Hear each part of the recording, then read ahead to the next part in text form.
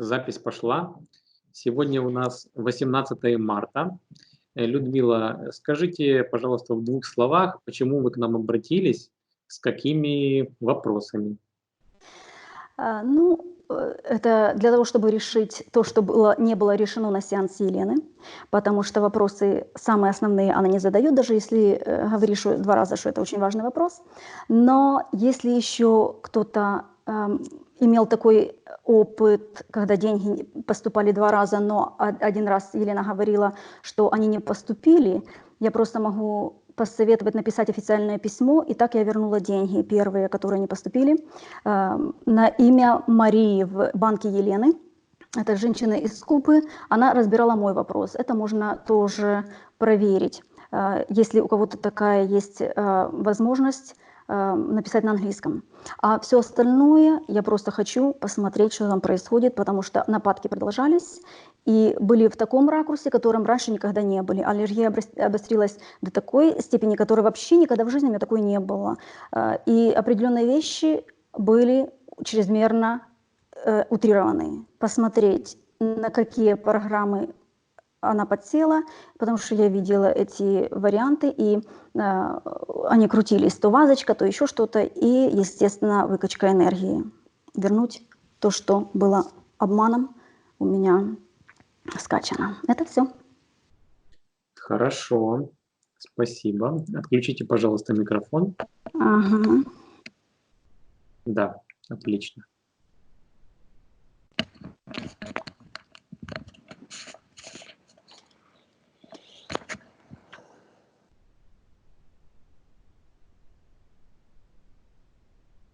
Вика, ты готова?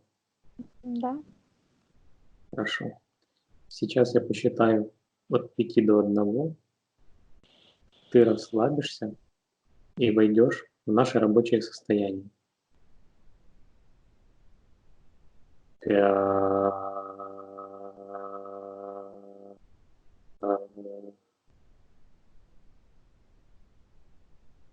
4.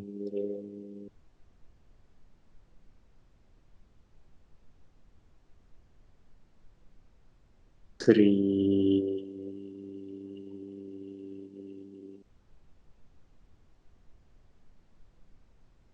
2.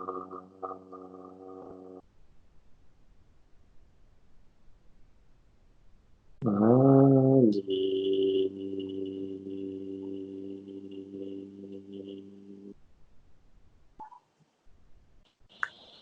Что ты видишь, Вика? Где ты? Я нахожусь в эфирном пространстве. Я вижу, что идет разделение пространств. Но я пыталась найти Людмилу, пока я ее еще не вижу. Когда я ее хотела найти, я не хотела, оно как-то само, да, настраивается, то я увидела вот такое разделение пространств на светлое и темное, очень четкое. Так, давай пока Людмилу искать не будем. Посмотри, пожалуйста, мешает ли нам кто-нибудь и следит ли кто-нибудь за нами. Сейчас вот я вижу, что где мы находимся, светлая полоса, я здесь, ты там, Людмилы нет. Ничего нет, но я чувствую, и я вижу, что где-то внизу вот это разделение идет, что там вот эта темнота есть. Но она как бы не привязана, она просто, есть и есть. Это как, как данность, да? Да. Да, я смотрю, что как бы в наших пространствах вот сейчас начинает появляться вот этот открытый портал с глазом. Давай Как сразу. только я начала настраиваться на Людмилу, это мы уже заметили во всех сеансах, что когда мы работаем с человеком после очистки с Еленой, появляется вот этот глаз. Что с ним сделать? Отражателями его закрывай.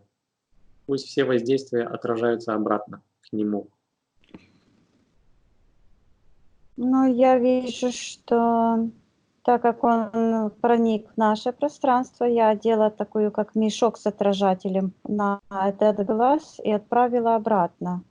Мгм. И он утянулся, Хорошо. утягивается туда, и это черное пространство, оно тоже утягивается вместе с этим глазом. Я приказываю покинуть наше пространство немедленно.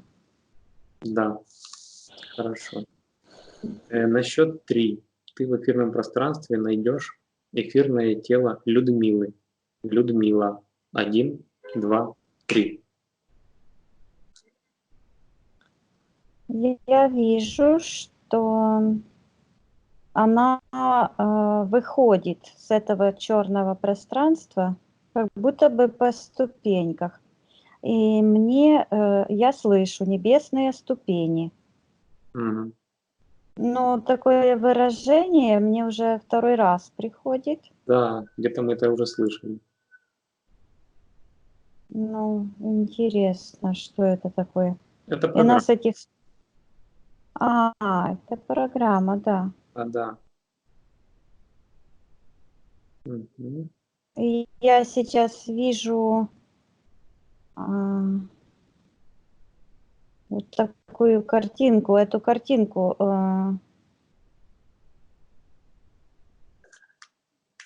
Да, это Елена использовала методы, которые использует эзотеричка Виктория Ясная. Мгм. Я вижу как бы в журнале, листочек такой в журнале. Вот этот листочек, ну, это как на экране. Мгм. И потом я вижу, что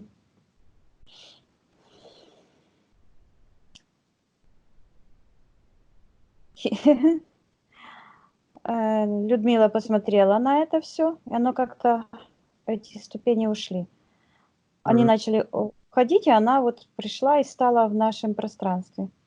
А Хорошо. эти ступени она отправила как бы взглядом, вот так смотрит на низ, и как лучи из глаз. То есть идет осознание, и сразу это все пропадает. Я говорю, чтобы она сразу отправляла туда, откуда пришло, потому что воля определяет вектор направления энергии Мгм. Отлично. и закрывает все порталы. Я Ви- вижу ее, она Читай здесь, она... ДНК эфирную. Это Людмила? Нет, это не Людмила. А кто? Это пришла рептилия. Мгм. Но пока я занималась, вот зачем эта рептилия пришла по ступенькам, чтобы я обратила внимание на ступеньки, а не на нее. Отвлечь хотели? Мгм. Я это считала, эфирная ДНК этого рептилоида, и он ретировался, уменьшился и исчез. Мгм. Я так думаю, что мы должны почистить наше эфирное пространство. Давай. На счет 3 наше пространство очистится от всех эфирных ловушек, искажений, кривых зеркал. Ты будешь видеть все четко, ясно и только истинную информацию. 1, 2, 3. Я буквально вижу и слышу, ушел морок, Мгм. и как- я предлагаю наше эфирное пространство, чтобы мы с тобой сейчас наполнились энергиями первозданной чистоты. Хорошо.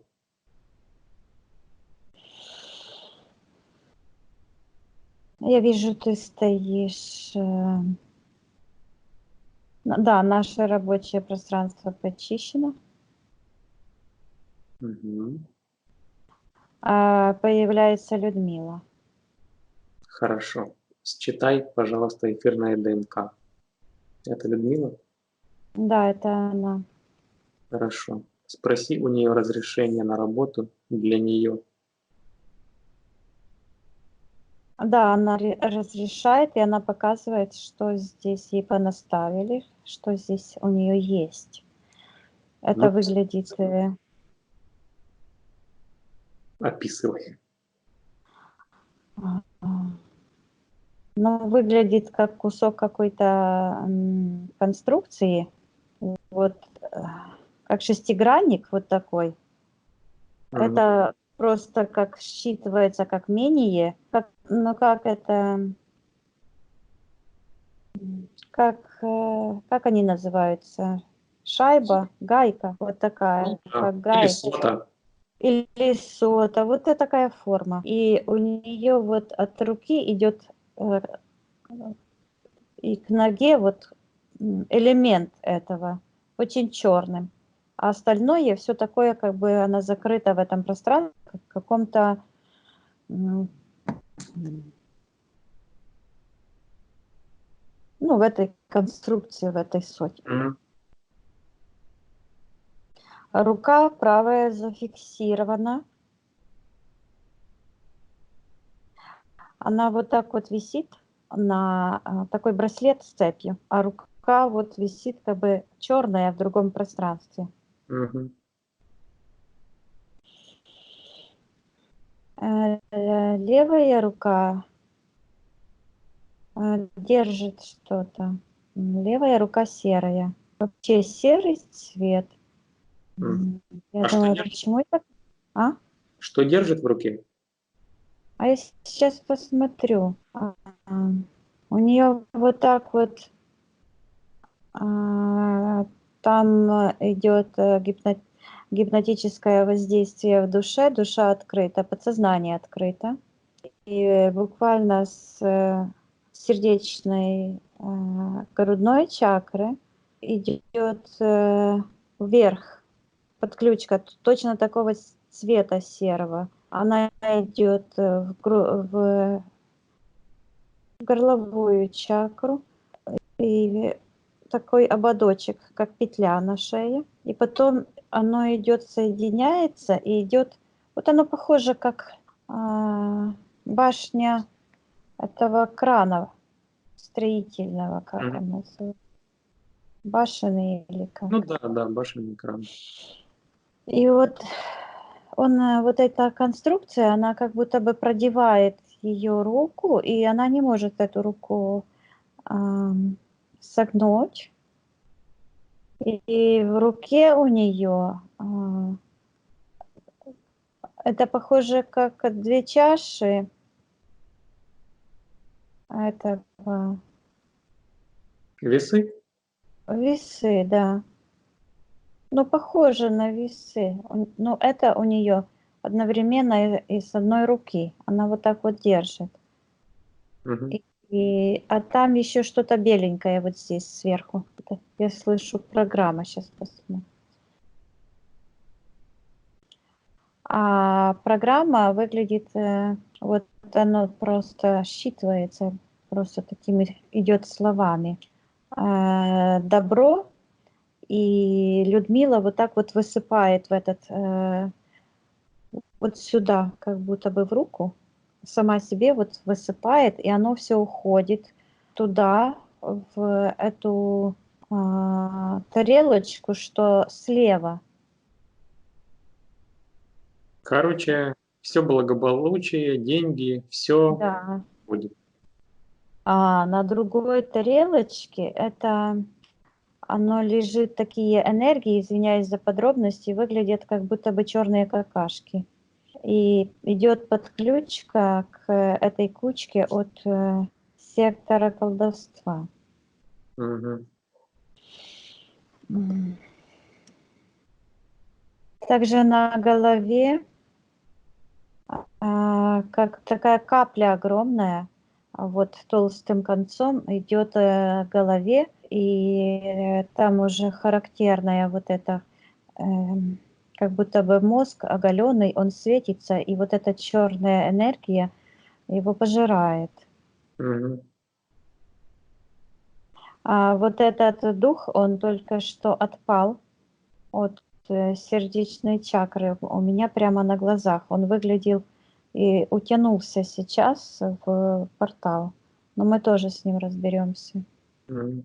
С левой стороны на ментальной карте Людмилы чернота. То есть вот эти все конструкции преградили ей путь к первоздателю, первотворцу и вообще к свету Вселенной, светлой Вселенной. Все закрыто черное. Вот здесь слышится хруст.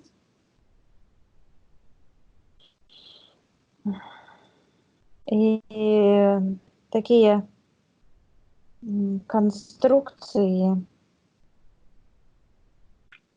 геометрическая форма такая, матрица. То есть это те техномагические приемы, которые вот нашу матрицу, ее идет как бы вторжение и переделывание. Эти формы неправильные. Мгм. Также я вижу, что в ее вот там в этом же под этим, то есть в этой сфере, где-то вижу пространство, где это связано тоже с черной магией и что ее душа как бы распята, то есть ее ДНК доступна, эфирная ДНК. Они вот так вот рассматривают ее, это как будто бы она прозрачная и такая распята на таких иголочках. И мне сразу приходит вуду, то есть здесь задействованы механизмы черной магии. Мгм.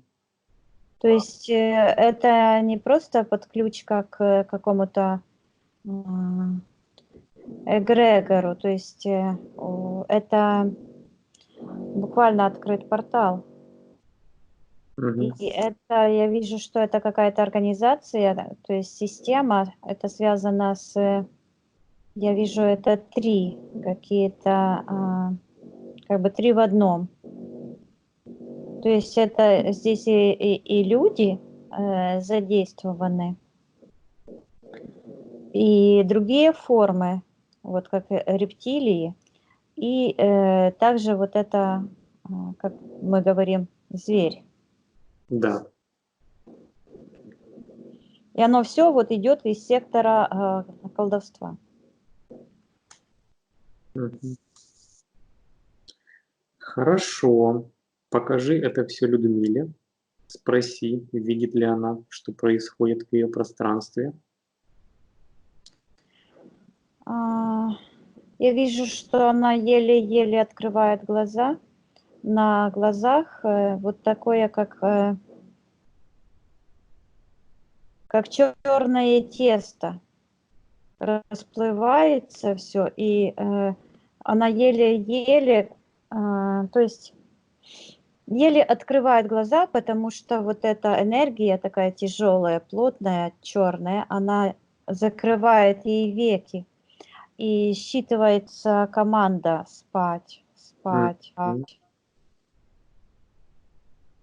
Мгм.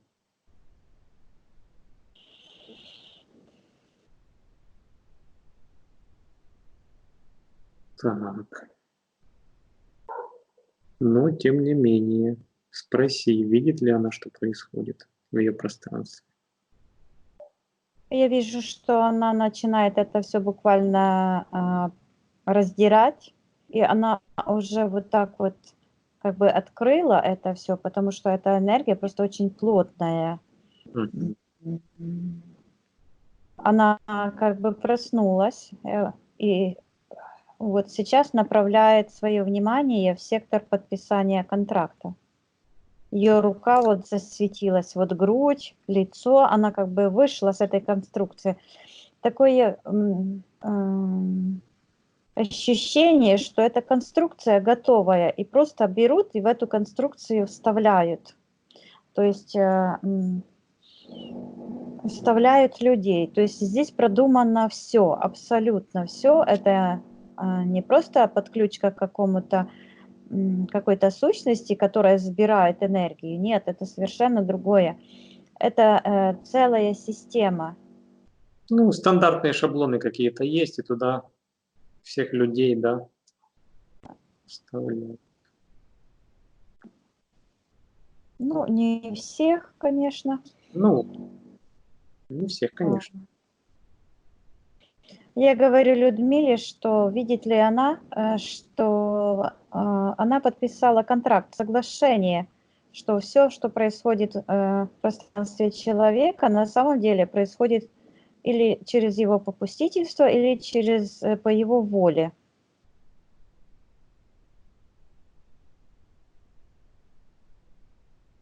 Сейчас я вижу, что она очень сильно повысила вибрации, и вот эти конструкции, она увеличилась, и эти конструкции, как лохмотья на ней то там висят, поразрывались. Хорошо. Рука зафиксирована. Я говорю, чтобы она показала, зашла в тот момент, когда она дала соглашение на подключки пойти. Я вижу, что она расторгает этот контракт. Она заходит в тот момент, расторгает контракт, и вот так вот той фигуре, которая стоит в этом открытом портале в секторе колдовства, вот так к колбу прицепила. Угу. И она приказывает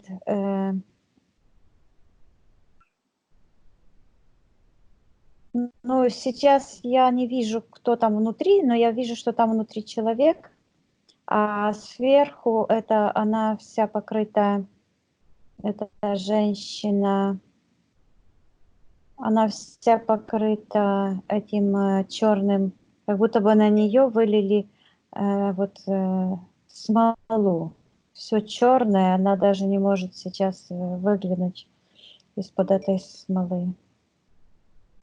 Я говорю, что это не имеет значения. Пусть слышу это имя. Какое имя? Елена. Угу.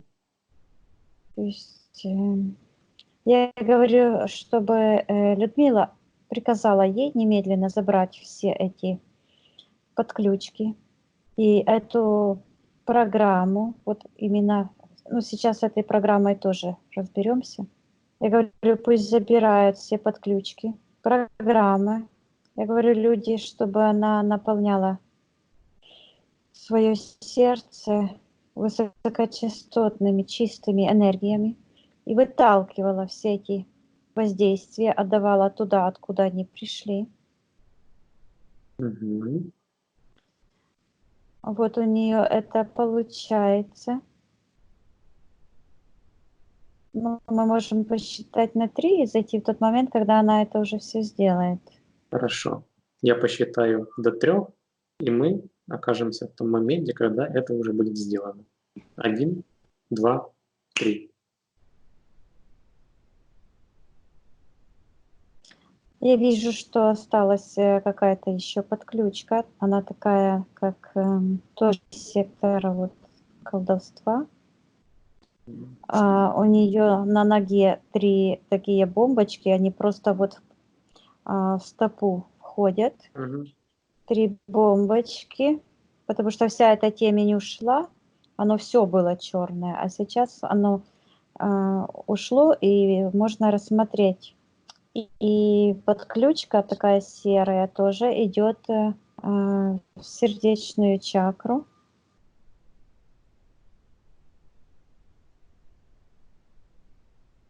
Энергия, которая была на голове, как верхний слой ушел, и осталась такая, как светящаяся, чуть-чуть прозрачная, чем-то светится.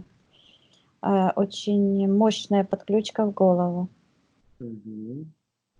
Но я говорю, люди, чтобы она повысила вибрации до той степени, чтобы эти подключки и программы не исчезли, не пропали, но до того момента, чтобы она чувствовала себя хорошо. Мгм. Вот. Я говорю, что сейчас она может это все заморозить, эту всю конструкцию. Мгм. Сейчас я говорю Людмиле, что самое время показать, кто в доме хозяин. Я говорю, чтобы она вспомнила, кто она есть на самом деле, из каких светлых и чистых миров она пришла. Я говорю, чтобы она обратила внимание на свою генетическую память, на все эти механизмы этой памяти, которые прячут знания о ее истинном предназначении, о ее истинных энергиях и о тех энергиях света и чистоты. Я говорю, не нужно так далеко, давай по времени сюда, ближе, ближе, ближе. А то сейчас всех тут поджигает этот свет. Мы еще не готовы к этому свету. Я говорю, погрузись, пожалуйста, вернись обратно в то время, не когда зарождалась Вселенная, а когда она была свободна, так, чтобы мы почувствовали вот эту разницу в энергиях, да, она пришла где-то на середину временного пути, потому что там очень сильный свет шел и очень мощные энергии. Я Мгм. говорю, чтобы она зашла в тот мир, тот потрясающий мир, свободный от зла, от темноты, когда еще этого ничего не было, чтобы взять, считать генетический код этих энергий.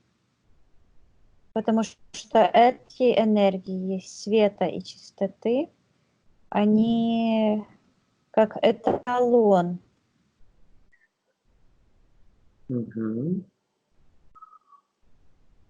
Показывает она тебе? Да, она показывает, она находится в... Мы сейчас в пространстве какой-то планеты, высоко, где-то в атмосфере. Это не Земля. Мгм. Атмосфера очень толстая, звенит.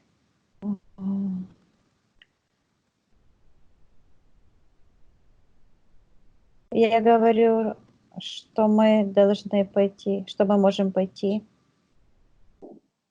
Вот мне не нравится это пространство. Я чувствую, что здесь недалеко есть вот эти энергии темные. Я говорю, что это не то время.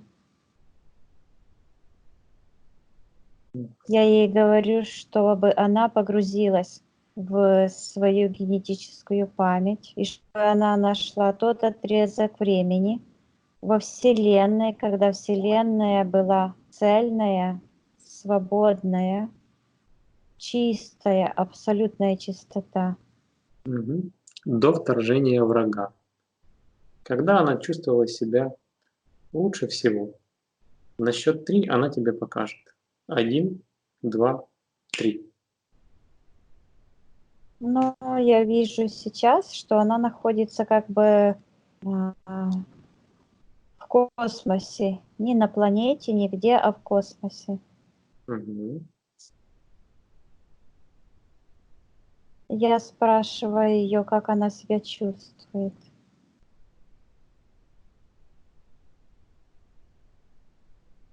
Она не может найти тот момент, тогда я ей покажу. Она снова попадает в какое-то пространство, где вокруг темно. То есть она не может найти этот путь. Я ей говорю, чтобы она отсоединилась от всех этих временных, и вот она возвращается. Мгм. Она все время идет не в том направлении. Она идет, ее как бы тянет, когда она пытается выйти в эфирное пространство, найти свет, а ее тянет вот туда, там, где тьма. Почему? Но я думаю, что это мы еще будем разбираться, почему. Хорошо. Я ей показываю совершенно другое направление. Я говорю, давай идем сюда. Я вижу, что я как будто бы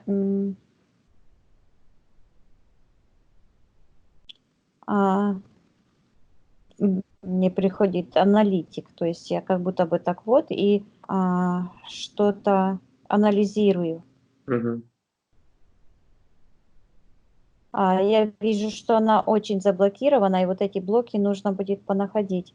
Когда она обратила внимание на направление, которое идет в светлое пространство, то у нее началось состояние истерики.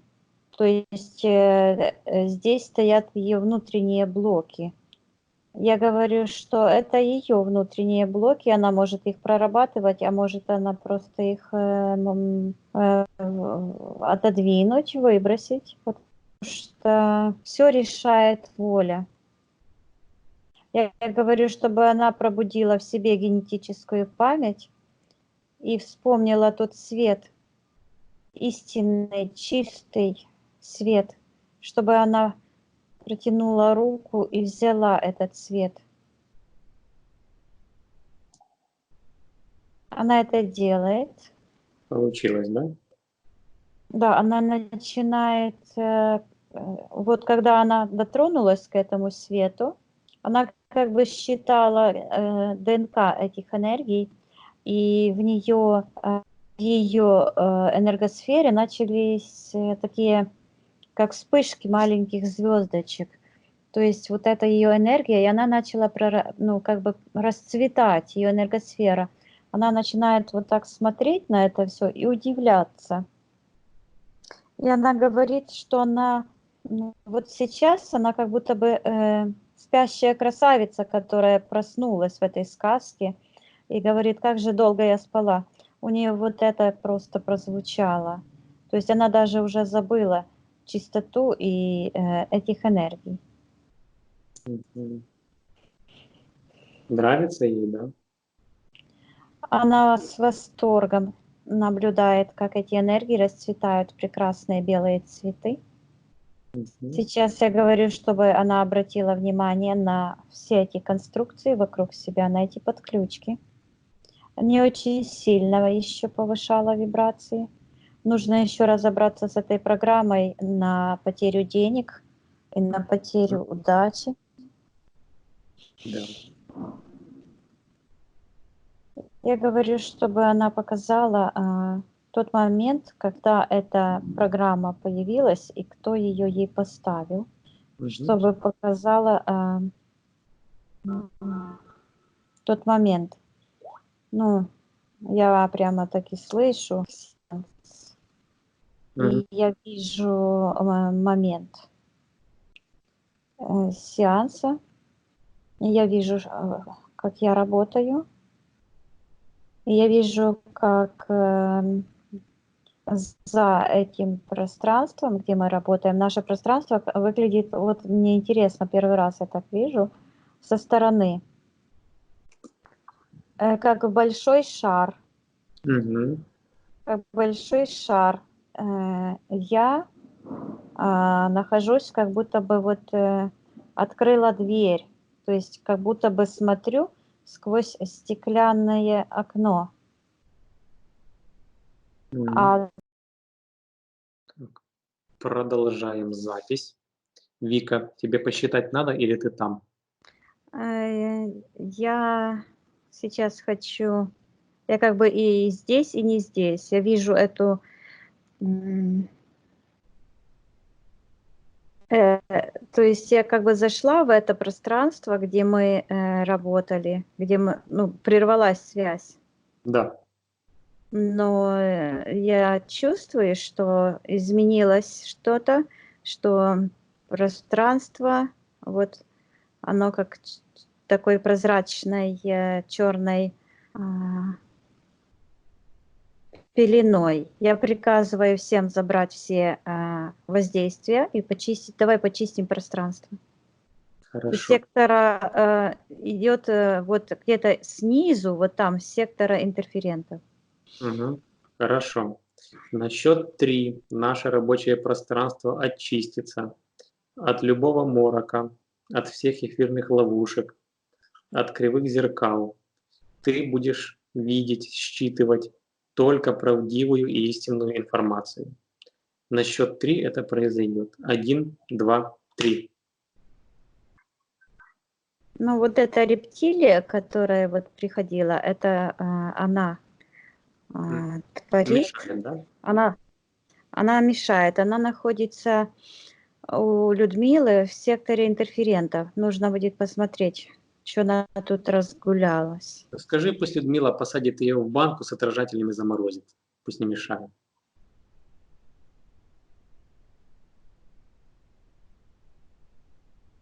Она так сделала. Угу. Нормально сейчас? Нормально, но пока я подключки не вижу к этой рептилии. Она как бы сама по себе, она выходит где-то с этого пространства, с этой точки, но мы же высоко находимся, она где-то вот там снизу. Мы находимся в светлом пространстве. Угу. Хорошо, Вика. Давай на счет 3 Да. ты вернешься в тот момент, когда ты начала рассказывать про ваше рабочее пространство, в котором вы работали, про ваш сеанс. На счет 3 ты вернешься. 1, 2, 3. Что там происходило за этим пространством? Да, я сейчас снова вижу, я зашла в тот момент, когда я смотрю, как выглядит рабочее пространство, вот именно наше в том моменте, когда мы работали с Людой. Да. Я вижу, что я вокруг меня вот как будто бы вот так, такой как шар огромный. Я как будто бы смотрю сквозь такое прозрачное, как стекло, скажем так. Угу. Вот. Также я вижу, что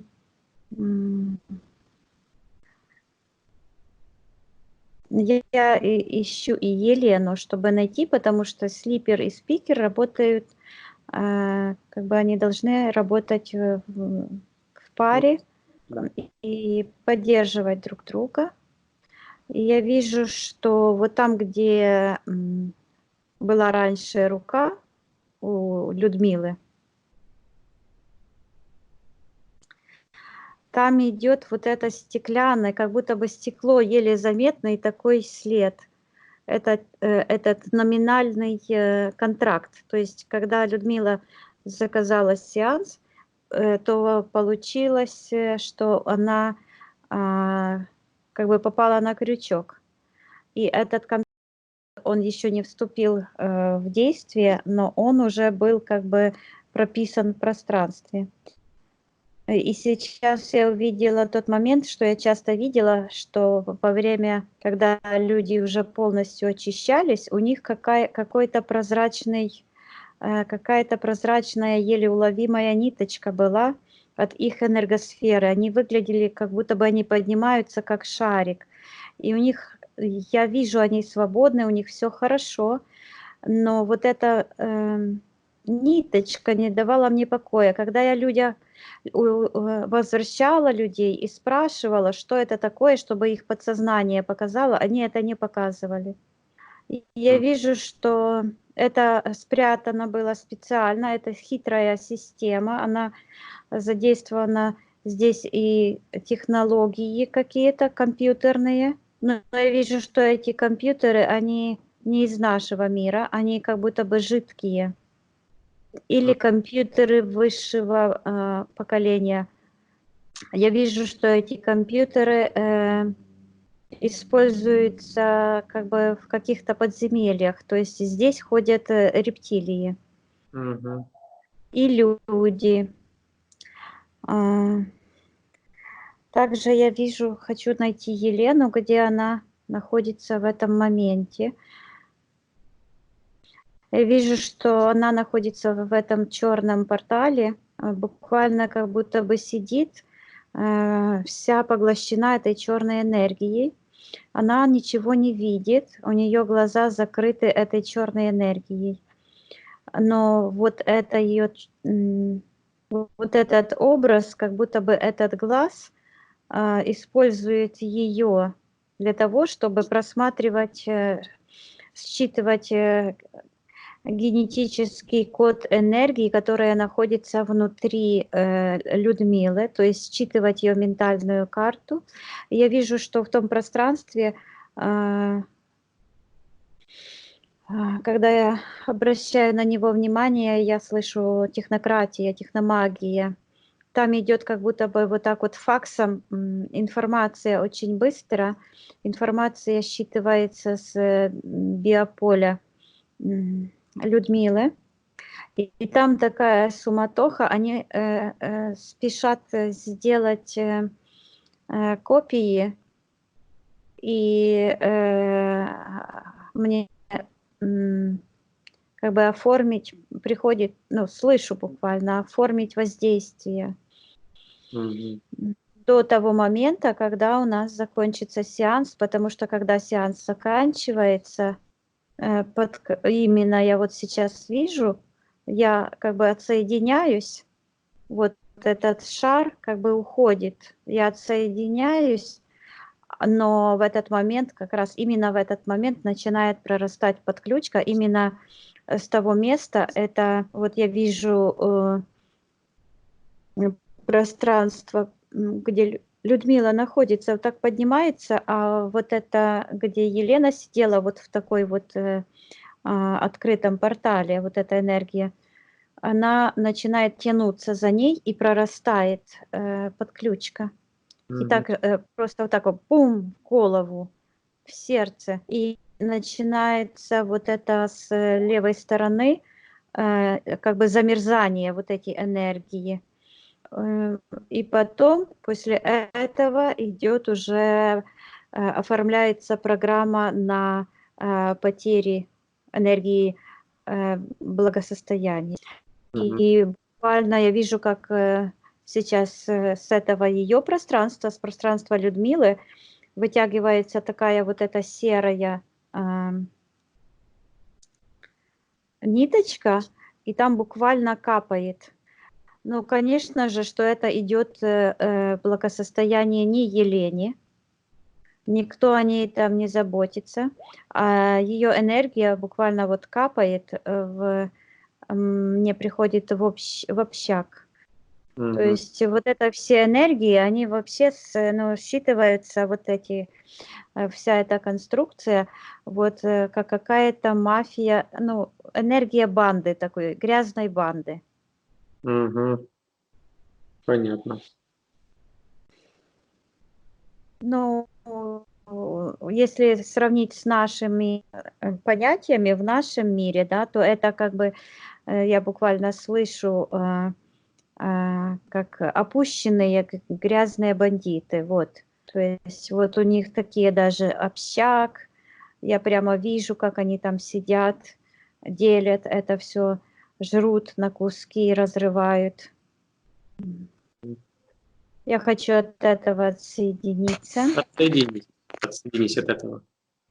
Я это все убираю, очищаю, все отправляю в портал. Да. Все это, все эти слои информации Мгм. закрываю. И сейчас я спрашиваю Людмилу, видит ли она, каким образом появилась в ее энергосфере эта программа. Ну, она уже смеется. Она смеется, и я говорю, почему она смеется. Почему? Она смеется, она берет вот так на ладонь какую-то женщину, Люба, по-моему, Люка. Но эта женщина, она не в секторе колдовства, она находится у нее на привязке к третьей чакре. Эта женщина повлияла на ее родовое древо, на ДНК ее древа, но каким образом? Как-то она ее привязала. Но мы разберемся с ней потом. Мгм. Хорошо. Я говорю Людмиле, что сейчас самое время призвать карму, приказать всем виновникам на всех уровнях, во всех плоскостях Вселенной, все, кто виноват в том, чтобы произошла эта подключка, пусть она их всех призовет. На счет 3 она это сделает. 1, 2, 3. Я хочу сейчас, если я вот уже зашла в эти глубокие слои информации и могу просмотреть, я хочу посмотреть такой момент, виновата ли я каким-то образом в этих подключках. Я вижу, что когда Людмила выставила всех перед собой, то я вот так поднялась, я поднялась вот в сектор первоисточника. Но я вижу, какая-то прозрачная ниточка тянется куда-то, и я хочу посмотреть. Посмотри. Я вижу, что здесь я слышу точка соприкосновения, и я вижу, что идет такая конструкция. Вот Елена, вот здесь точка, то есть мы связаны. Я хочу посмотреть, чем мы связаны. Посмотри, чем вы связаны. Я вижу бумажка, такая бумага, и там таким каким-то шрифтом вверху написано трудовой, а внизу договор, но его нет, я слышу, но там ничего нет. А вот трудовой просто такими черными буквами как бы выпирает. Что это значит? Это значит устное соглашение работать у Елены как слипер, но я вижу, что как бы мы не работали как напарники с того момента, когда Елена заключила договор с этим зверем. Я так воспринимала, и она говорила, это мой бизнес, не лезь в мой бизнес. Я была у нее как наемный работник, как фрилансер, который работал по устному договору. Я спрашиваю у себя, есть ли моя ответственность в этом. Я вижу, что я говорю нет. Я тогда спрашиваю, почему у меня такое чувство ответственности за каждого человека, кто пришел на наш сеанс. Почему?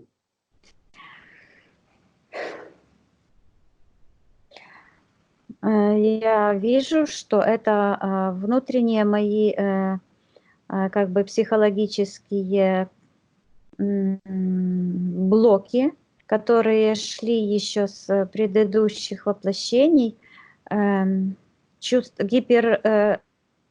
есть смешение энергии чувства вины и чувства ответственности. И я вижу, что чувство вины идет первичные энергии, которые вот негативные, которые влекут за собой чувство ложной ответственности. Я почему-то спрашиваю, что это такое ложная ответственность. Я вижу, что эти энергии идут от интерферентов. И мне показывается, я просто вижу, как каждый человек, как отдельная личность, каждый ответственный на самом деле за свое решение и за свою жизнь, что я ответственна только за себя. Я говорю, если во мне эти энергии еще, да, именно на эти энергии была как бы притянута в мое пространство эта ситуация, то есть сотрудничество с Еленой. Сейчас мне тоже интересно посмотреть, какие были запущены программы. Посмотри, какие были запущены программы. Я вижу много-много тех моментов, когда Елена меня просто гнобила. И много-много раз, когда я ей заявляла, что я больше с ней работать не могу, и я вижу, как она буквально гипнотическим воздействием на меня влияла. У меня из-за этого пошли вот потеря волос, ногтей, потому что вот что она мне говорила, оно все, то есть прописывались программы. Ну, не просто прописывались, оно меня как-то задевало. И как бы программа на самоуничтожение, на самоунижение. То есть я вижу, как буквально она отрезает мои волосы и забирает, и она отстригает мои ногти, потому что она всегда говорила, чтобы я одевалась в черное, чтобы у меня не было, ну, чтобы не было маникюра, и чтобы мои волосы были черные. Почему Вот это именно черные? Все. я не знаю. Но я вижу сейчас, что вот этот образ, она мне, ну, он нарисован как бы вот с этого сектора интерферентов. Вот она пыталась вставить этот образ в мою энергосферу. Ей это не удалось, но некоторые программы, конечно же, они сработали, потому что я действительно сотрудничая с ней, я чувствовала, я понимала, что что-то происходит не то. Мы полгода не чистим наше рабочее пространство. Это неправильно. Я сейчас вижу, что она боялась, чтобы я ее не разоблачила. Угу. Поэтому она говорила, что она работает с другими слиперами, а я у нее просто как наемный работник. Когда она меня зовет, ну, когда хочет, тогда и зовет. Угу. Я просматриваю эту ситуацию. Зачем? Вот у меня вопрос такой, если мы уже это зашли. У меня такой вопрос. Как так случилось, что я полгода с ней работала? Я же ей первый раз сказала, что я с ней работать не буду. Это как только я почувствовала, что что-то не то. То есть я увидела изменения ее в ее поведении. Оно меня просто шокировало. Она смотрела на меня стеклянными глазами, повторяла одну и ту же фразу, не понимая, к чему. Эта фраза вообще ни к чему не относилась, не имела под собой никакого основания. Это было как какой-то бред. Угу. Хорошо, посмотри, почему ты полгода еще с ней работала. Я вижу, это, я не знаю, я в последнее время все вижу, написано и слышу. А, Шанс. Я говорю, кому шанс? Я вижу, показывается, как от первоисточника, как будто бы рука показывает на Елену и говорится, что ей был дан шанс. То есть все исправить и все вернуть.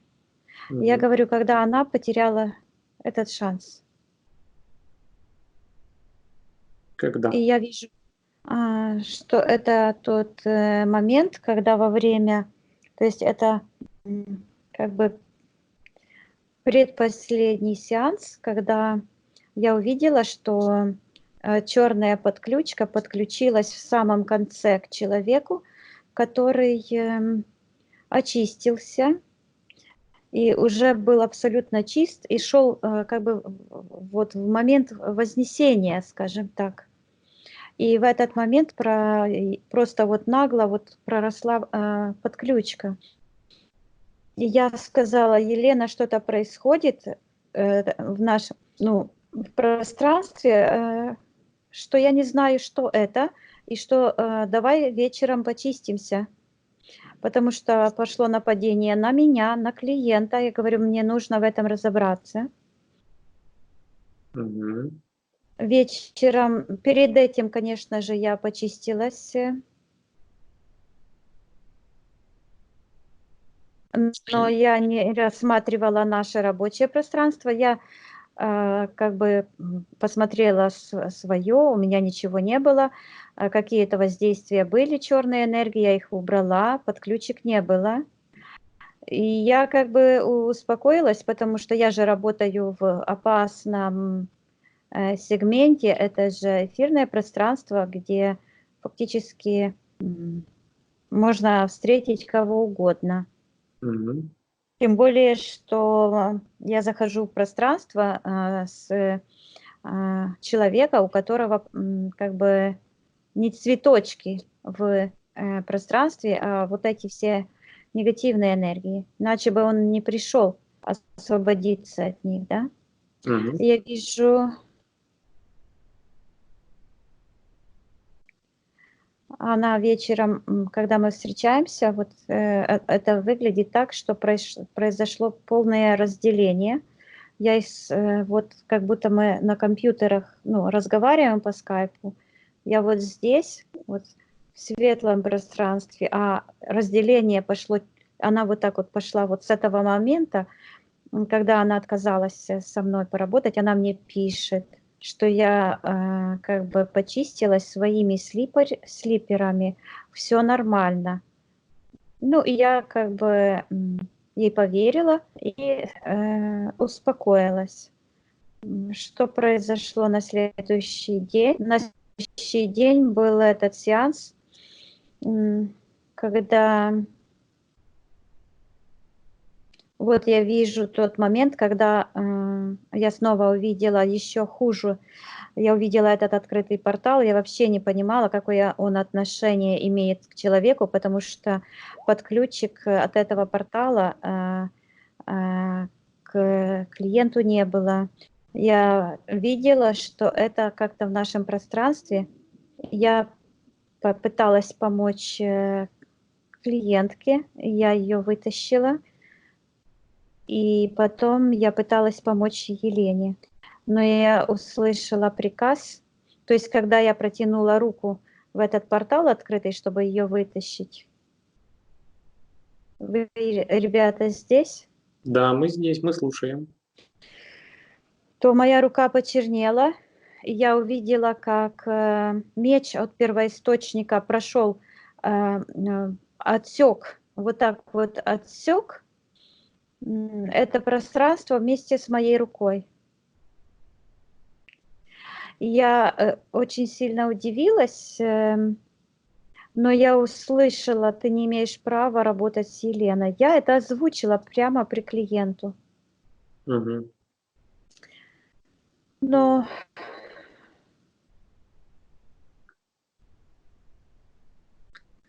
да, я уже хочу выйти с этого пространства, не хочу на это все смотреть. Хорошо. Я его отодвигаю. Отсоединись от этого всего. Давай вернемся к Людмиле.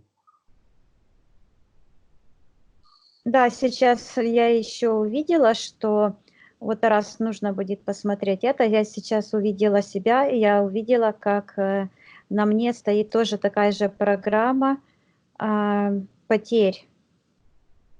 Вот М. эти серые, такие же серые ниточки тянутся. Ну, конечно же, Елена думала, что если ей пообещали слава, богатство и какие-то особенные знания, то она это получит. Мгм. Это все уходит просто в портал. Но я давай, воспользовавшись случаем, сейчас отдаю это все Елене. И вот этот контракт трудовой Мгм. передо мной появился. Я его расторгаю, я его сжигаю. Я вижу, как отваливаются эти ниточки, я отдаю все воздействия и все последствия моего сотрудничества с Еленой. Программу Я все, отдавай. да, вытаскиваю, аннулирую, распространяю свет. И я сейчас вижу, что я как будто бы вот пролетаю вокруг нашего вот этого рабочего пространства. И вот я наполнена таким светом, а я вот иду, потому что я была вот там, где свет первоисточника, но мне там хорошо, конечно, было в светлых пространствах стоять, а ты вот стоял как бы в пространстве таком наполненном, ну, процентов на 20 я вижу темными энергиями, потому что ты защищаешь пространство клиента. И я вижу, как я вот так вот выхожу оттуда, и начинается все просветляться. То есть я структурирую все свое пространство, уже не свое, а наше рабочее пространство, этими высоковибрационными энергиями божественной чистоты. Я убираю вот это все эти энергии, которые находятся внизу, отправляю там в портал и закрываю его. Сейчас я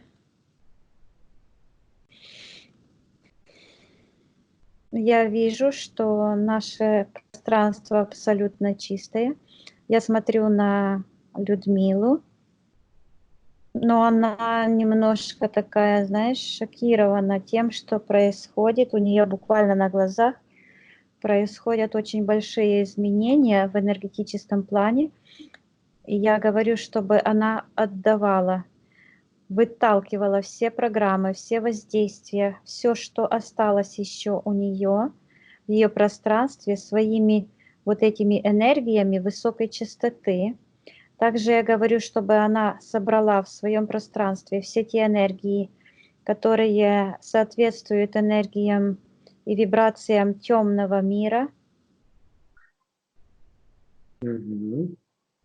соединила эти энергии, и вот когда эти энергии соединяются, то есть эти два отпечатка, получается совершенно другая энергия. Это сразу идет вот так, как иммунитет. И я вижу, что она обрела этот иммунитет, вот как у меня, у тебя, вот энергосфера вот сверху сияет вот этим сиянием. Оно такого, как розовый цвет. Я говорю, чтобы она распространила этот иммунитет, раздробила его на столько частей, сколько подключек, сколько внедрений, сколько чужеродных программ в ее пространстве есть.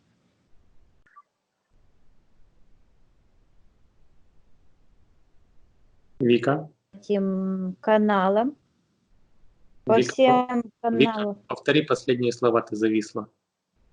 Не было слышно тебя. Какие? Я когда... Ага. Ну, снова я вернулась, да, Да, обратно. есть? Да, и давай еще Я раз. говорю, чтобы она вот из источника своей этой чистой энергии, но я вижу, что источник не только в сердце, здесь самый большой источник, но источник этой энергии есть в каждой клеточке организма, в каждой клеточке физического тела и во всех структурах эфирного тела есть запечатана эта энергия. Я говорю, чтобы она вот эту энергию, иммунитет распространила по всем своим телам, по всем подключкам и по всем этим внедренным программам, как оно входило в нее.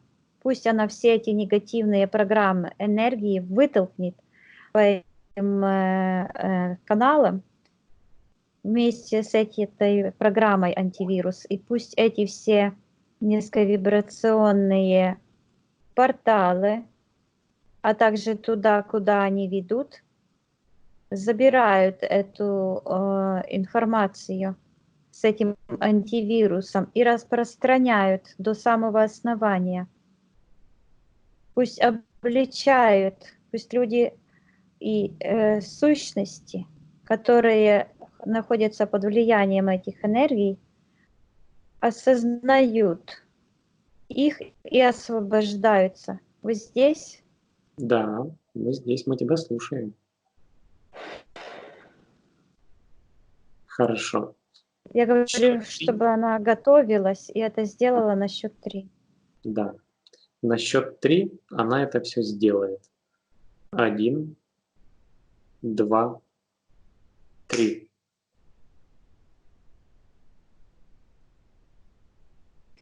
Да, это она сделала. Я вижу, как ниточки с иммунитетом вот эти распространились во все стороны. Вот от головы пошла, вот к этой рептилии, я говорю, чтобы она уничтожала всех. Пусть они возвращаются туда, откуда пришли, и пусть увлекают за собой эти энергии, которые будут разрушать их темный мир. Пусть эти энергии разрушают их коварные планы даже, все.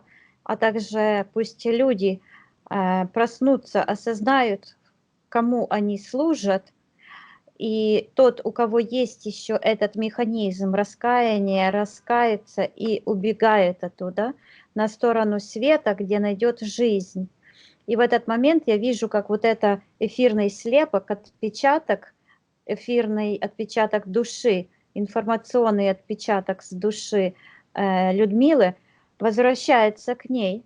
Я говорю, чтобы она пропустила его сквозь фильтр, и все темное, что они там исправили, понаставили, отдает им, а с ее души вырывается такой черный шар и просто летит с огромной скоростью в их пространство, и я вижу, как этот черный шар разбивает в их пространстве все. То есть этот стол, на котором прозрачный стол, над столом вот так зависала ее информационная копия. И оно как удар, вот копия пошла к ее душе, вернулась светлая, а вот это черное туда, и он ударил об этот стол, и все начинает там, как будто бы бомба взорвалась. И я вижу, как в этот момент Людмила вот так вот отсекла эту черную тяжелую подключку, и она падает.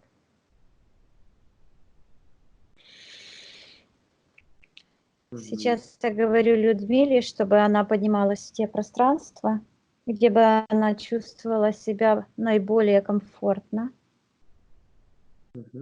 Я вижу, что она полна этих энергий, эти кучерявые, как я говорю, плотные энергии. Ты стоишь вот так, ну, как бы с тылу. Ты тоже такой же. И вот это все сияние идет.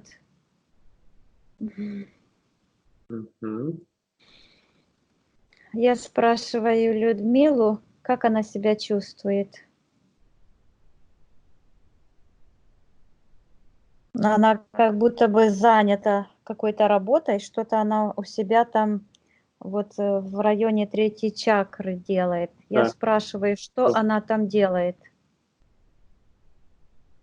Она вот так вот снимает, как-то вот отцепила, и вот так тяжелый. Обычно вот люди берут этот родовое древо, это информационное, и оно легкое.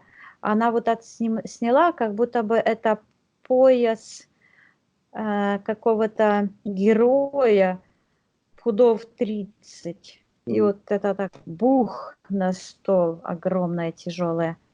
И я слышу бремя. И она склонилась, как профессор над операционным столом. Вот так она вскрывает, то есть сканирует информацию, и там вот эти генетические, вот как программы. Я говорю, что она хочет сделать. Она говорит, что она хочет все исправить. Я говорю, нужна ли ей наша помощь? Она говорит, нет.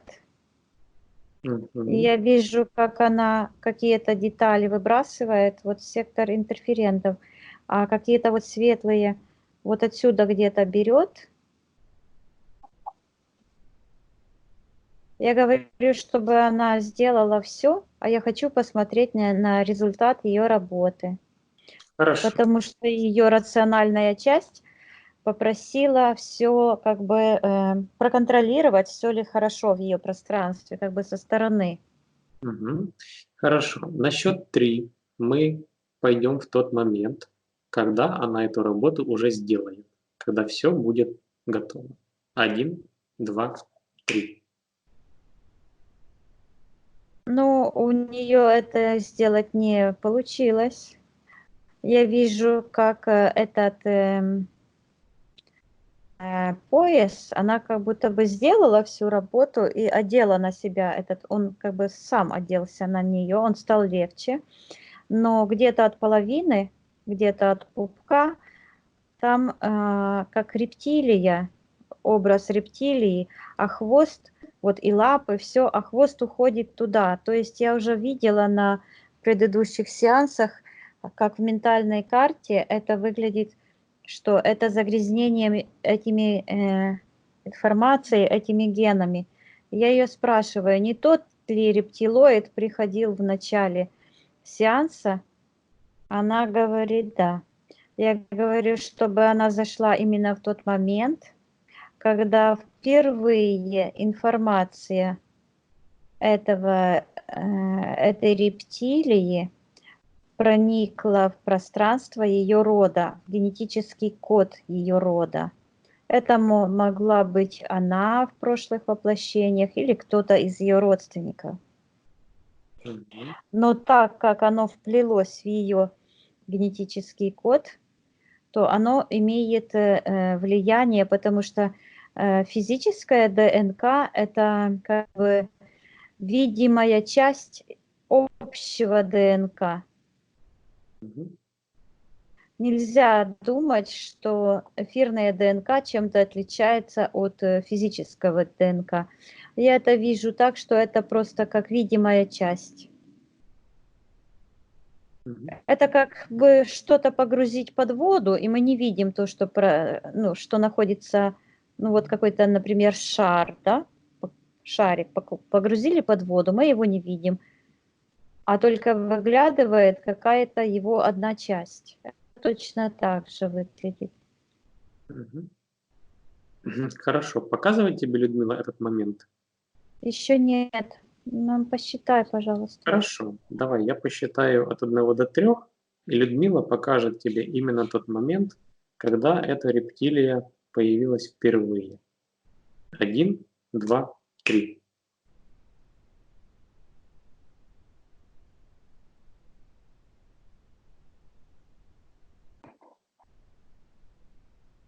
Что ты видишь? Я вижу, еще не понимаю, что это. Я вижу девушка, одета, ну вот так рисуют каких-то амазонок. То М. есть воинственная девушка. Мгм. Но это не на физике. Я это вижу как на эфирном плане, что ли. И она, ну, может, это даже и не девушка. Сейчас я вижу, что это парень. Это молодой, красивый парень. У него волосы такие курчавые. И сейчас этот образ напоминает какую-то икону, Георгий Победоносец, или как его, который со змеем там борется. Мгм. Но я вижу, что у этого парня, у него такие обличения, как, похоже, как у римского воина. Ну, по крайней мере, я уже в историю вообще не верю ни в какую официальную. Ну, скажем так, как преподносит официальная история. И у этого парня длинное, неестественно длинное копье. И он, я вижу, что он как будто бы проник в пространство. Там крокодил. Мгм. И этот крокодил в каком-то пространстве находится. Оно не очень черное, а как будто бы такими полосами. Темно-серое, зеленое, какое-то странное. Не похоже. Это похоже больше как на матрицу. Я спрашиваю этого парня, что это такое, и он держит это копье, он вонзил этому крокодилу вот это сейчас, а то я уже я опишу, чтобы ты понимал, что как оно выглядит. Мгм. Выглядит, что этот крокодил высунул голову из своего темного пространства. Его тело находится вот там, а голова как бы в нашем пространстве. И вот этот парень, воин, он проткнул этому крокодилу голову вот в районе, в области, скажем так, третьего глаза. И я говорю, почему он держит этого крокодила постоянно до сих пор, и он говорит да. То есть я Поч- говорю, зачем? Зачем, да.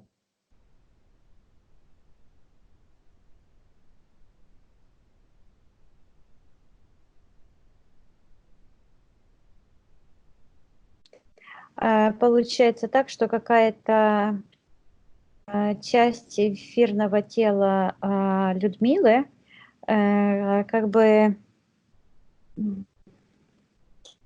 находится в другом пространстве. И я спрашиваю, почему?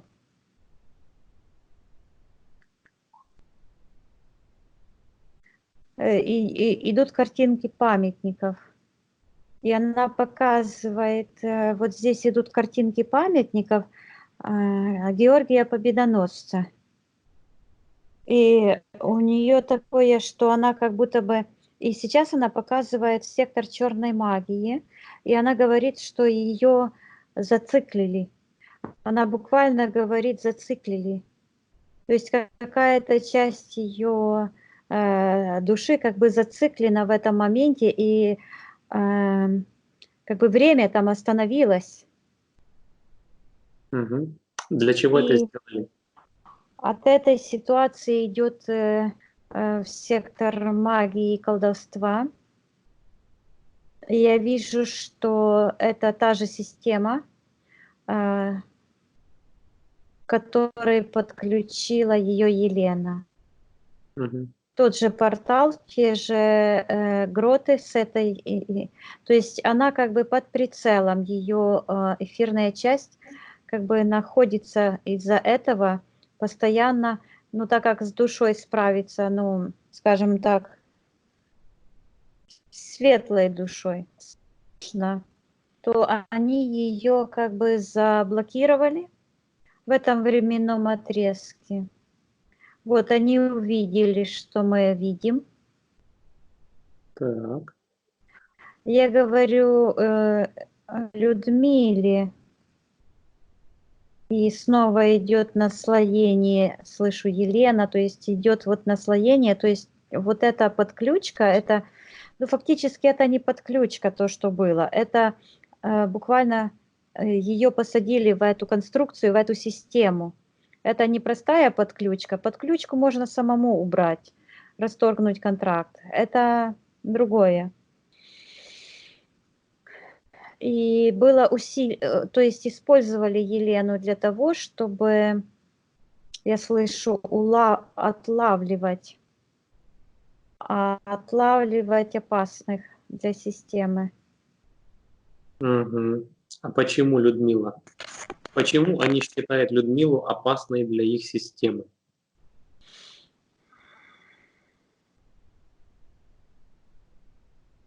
Я слышу из-за структуры ее души. Мне интересно, смогли ли эти все ситуации изменить. Да, я вижу, что в том моменте, когда они ее зациклили, вот когда она была вот такой борец, ее структура души была как кристаллическая, она очень была такая, она четко считывала информацию, энергии, различала, умела работать с энергиями, и она как бы была я слышу, как послана, чтобы бороться и победить. И они ее подловили в этом моменте. Мгм.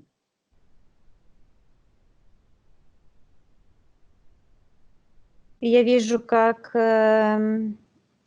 эта зацикленность, это колдовство, это черная магия в ее прошлом изменили, я слышу ее характер ее души.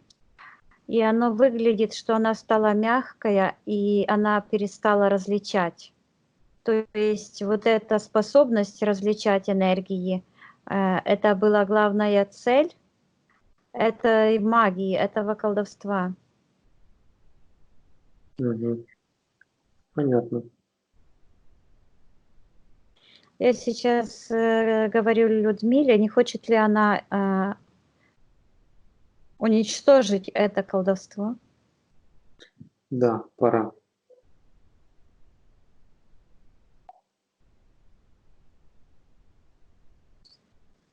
Хочет?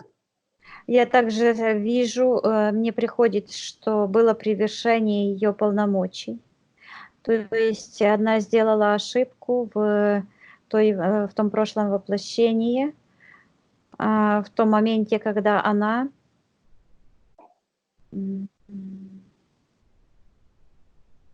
говорю, почему она превысила полномочия, как это связано.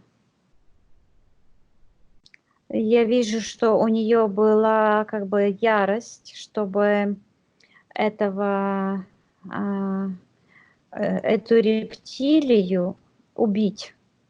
Мгм. Но так как эта рептилия только как бы просунула голову в наше пространство, то есть она не имела полной власти в нашем пространстве. Но я думаю, что расследовать можно очень долго. Да, То есть нужно заходить в то пространство, спрашивать, смотреть. Это может уйти несколько часов. да. Спроси у Людмилы, хочет она убрать это? Да, я говорю, что она может зайти в тот момент, когда она перед тем моментом, когда она нанесла удар этому крокодилу, этой энергии зла, и исправила таким образом, чтобы в этой ситуации у нее не было никаких, чтобы она не могла дать ни одного шанса, чтобы это колдовство воздействовало на нее. Потому что я вижу, что в тот момент, когда она нанесла этот удар, какая-то ее вот часть из третьей чакры перешла в это место, где она держит это копье, место укола этому крокодилу. Какая-то часть от крокодила перешла к ней, и у нее на лбу это не колдовская метка, она выглядит по-другому. Она выглядит такая, как заплатка круглой формы, большая, с зелеными квадратами. геометрическими, они вот так как-то разделены вот в эту сторону полосы и в эту зеленые полосы, вот такие квадраты, вот Мгм. так. Вот. То есть это программа, программирование. Мгм.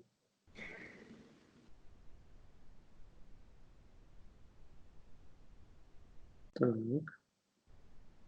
Я говорю, чтобы она зашла в тот момент и изменила эту ситуацию таким образом, чтобы она вернула все то, что ей принадлежит, предварительно, чтобы она очистила через фильтр, отдала этому крокодилу то, что ему принадлежит. Я вижу, что она сделала. То есть она, вот это вернулась ее, засияла область третьего глаза, а эта заплатка с ее лба ушла к этой рептилии. Мгм. И она вместо укола ногой вот так пинок сделала и вышвырнула этого крокодила туда, и он вот так по спирали закрутился и ушел в то пространство свое. И она закрыла портал. Я говорю, что она сделала на самом деле? И она показывает, что этим воздействием она как будто бы держала открытый портал. То есть они имели воздействие на нее. Я спрашиваю, на нее ли, или еще это было в глобальном масштабе что-то. Она говорит, да. То есть я говорю, что сейчас произошло? Потому что я вижу, что вот этот сектор колдовства, он почему-то тоже утягивается туда, просачивается, пытается просочиться сквозь эту закрытую дверь в тот портал, куда ушел крокодил. Мгм. Я говорю, чтобы она приказала этим колдунам немедленно убрать своими руками свое колдовство. Мгм. И я вижу, как это ее точно так выглядит, как от подключки с Еленой. То есть ее какая-то копия ее ДНК эфирного у них находилась. И они имели воздействие на нее. Она ее вот так вот, как будто бы в чем-то светлом прополоскала, почистила и возвращает себе. И вот черный такой шар, он как не просто металлический, а как какой-то живой. Вот это все там движется. И оно выскакивает у нее с груди. Я говорю, чтобы она удаляла все последствия, также все воздействия гипнотические, программирование энергии, программы, все, что они привнесли в ее пространство, пусть забирают, пусть она отдает им. И она быстро выносится в высокие пространства, и я это все зачищаю и отправляю в портал. И я вижу, как этот портал буквально залечился, зарос. И мы переносимся сейчас. Вот я вижу, Тарас, что ты в очень опасном всегда находишься месте. Я говорю, чтобы ты повысил вибрации, потому что ты ее защищаешь. И как бы стоишь, я себе ношусь туда-сюда, а ты стоишь там, где Люда. Я говорю, чтобы почистил, чтобы ты сейчас наполнился вибрациями первозданной чистоты. Вот. И поднимаемся, переносим наше рабочее пространство в безопасные просторы. Мгм. На счет 3 мы окажемся там. 1, 2, 3. Я не знаю, почему мне снова это приходит, но я вижу, что я чувствую, что мы очень высоко находимся. Здесь сразу такое спокойствие. Я вижу тоже пространство, то место. Хочу это расследовать тоже, как бы где можно излечить. То есть такое впечатление, что во Вселенной нашей есть такое место, где после очистки нужно или можно пойти и излечить свое тело. Как называется это место? Тебе приходит? Мне приходит чистилище. Хорошо. Ты хочешь сейчас там почиститься? Оно находится очень высоко, и мне стало удивительно, что я такое услышала. Я сразу подумала, что это такое чистилище. И я вижу, что это перевертыш. То есть вот это темные перевернули все понятия, и чистилищем называют то место, как будто бы, что когда человек умирает, то он как бы там проходит наказание. Да, да. У нас у всех было такое представление. Да, я вижу, что это представление абсолютно ложное, что на самом деле такого чистилища нет, что все происходит по воле человека при полном его сознании. Также я слышу абсурд. И это все, оно сейчас рассыпается и падает. Я в эти знания, но сейчас хорошо, я вижу, что я должна эти знания изменить, дать правдивую информацию. Но сначала мы должны расследовать, что это за место такое. Хорошо, я записал. Я вижу, что там как будто бы энергии какие-то, энергии, которые как бы приглашают зайти как в капсулу какую-то, как в комнату. Я сейчас хочу считать эфирная ДНК этой капсулы и того, что находится внутри. Считай.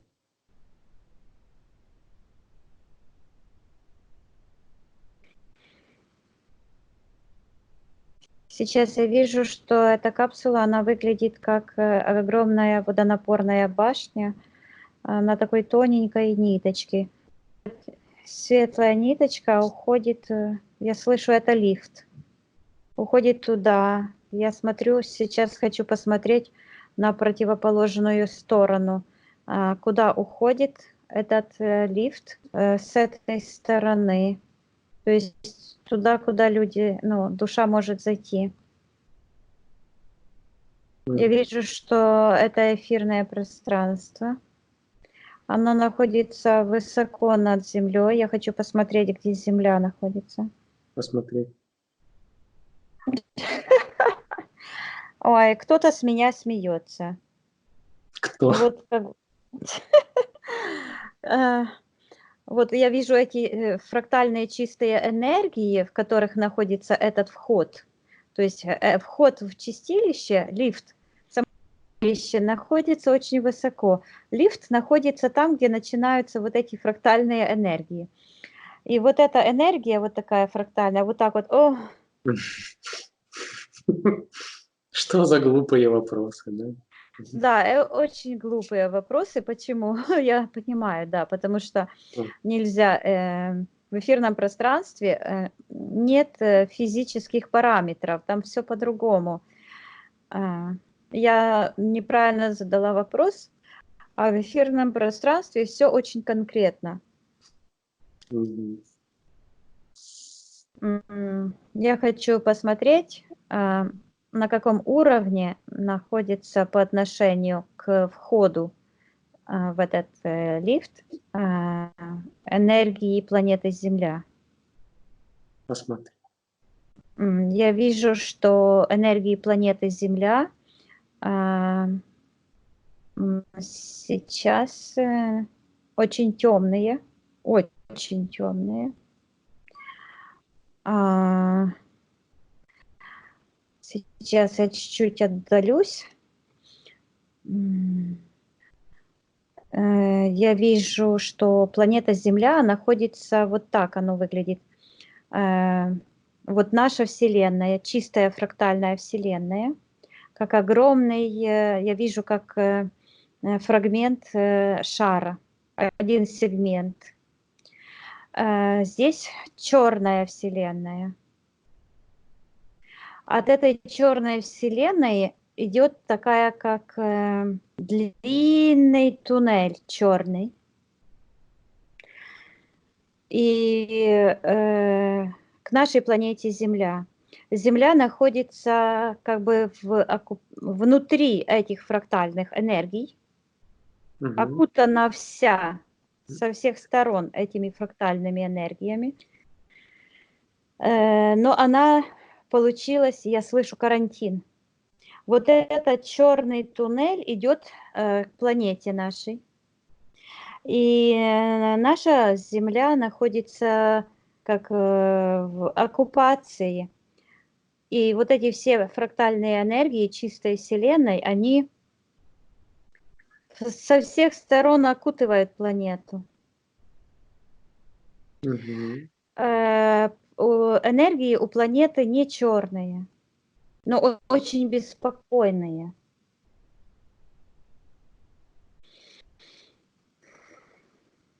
Так.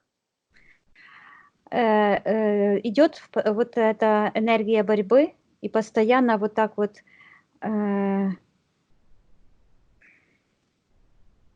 и сейчас я смотрю, вот сейчас очищается.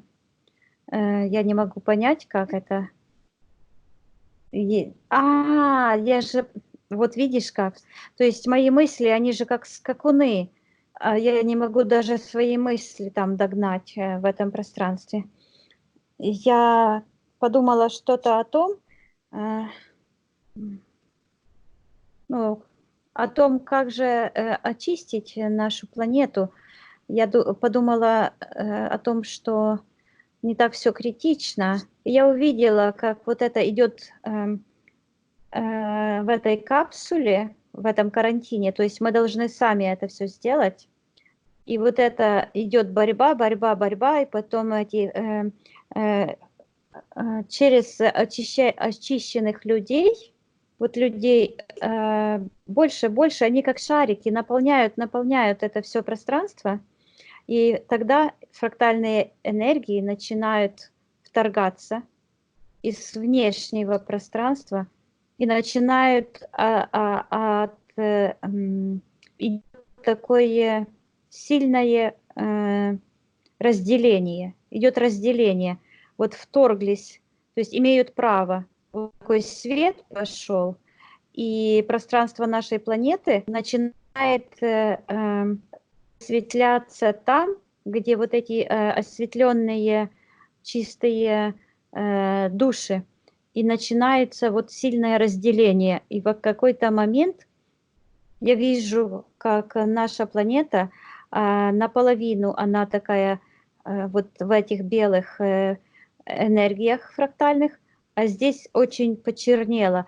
Такое впечатление, что было все разбавлено, а потом свет стал светом, а тьма тьмой. Четкое разграничение пошло. И я смотрю, что будет происходить дальше, какой перевес сил. Посмотри, какой перевес сил.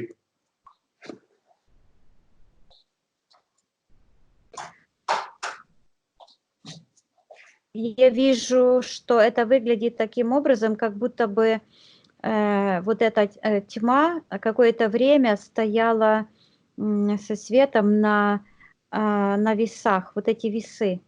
На равных? И оно какое-то время оно стояло на равных, а потом оно вот так перевесилось, и свет начал проникать в это темное пространство, и оно вот так потом, как какая-то веревочка черная, начинает уходить.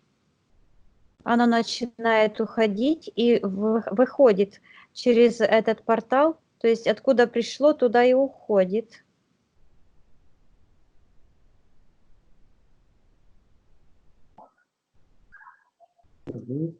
Но после этого я вижу, как наша чистая Вселенная начинает снова впитывать это зло.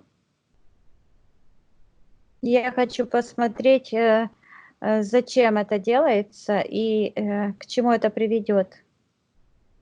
Посмотри. Зачем это делается? Я вижу, что это черное зло, оно находится в каком-то пространстве, и наша чистая, светлая Вселенная, в которой уже не останется вот этих, мне слышится, неразрешенных вопросов, когда все планеты уже освободятся, и уже, а наша планета как будто бы уже последняя. Вот тогда, а может, это я галактику нашу вижу, или, ну, я не знаю. Оно как бы поглощает это зло черное, как бы она пьет. Это не вторжение идет, а это наоборот его втягивает. То есть сначала это было как в черная эта вселенная вторглась в нашу, а после этого закрылся этот портал, и после этого в другом месте, не в этом, а в другом, открывается, и прямо энергия как всасывается это все. И то пространство, где была эта тьма, оно начинает светлеть. А эта вся тьма, которая впитывается чистой светлой вселенной, оно выглядит так, как расстрел. Получается такая стена, и по две стороны этой стены выстраиваются все, я слышу, цивилизации. Все цивилизации виновны. То есть идет суд. Вот над кем суд идет. И вот так с одной стороны и с другой.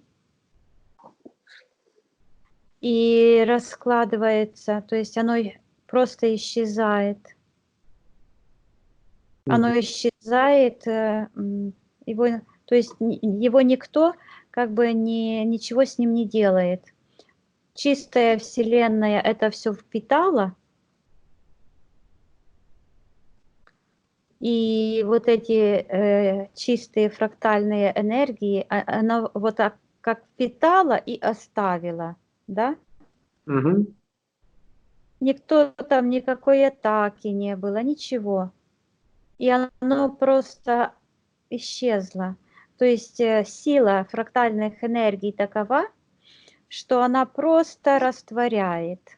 И сейчас я вижу вот это искажение, которое пропагандируется через святые писания, так называемые священные писания, что непротивление злу, что этот принцип относится только к совершенной и чистой Вселенной, и что это было, то есть вот эти истины, которые вкраплены в священных писаниях разных религий, они взяты как бы из, эти принципы взяты из этой чистой Вселенной, но они не работают там, где есть загрязнение, потому что в нашей Вселенной вибрации, там, где есть зло, там, где есть физическое воплощение, и там, где нет вот этих высокочастотных вибраций,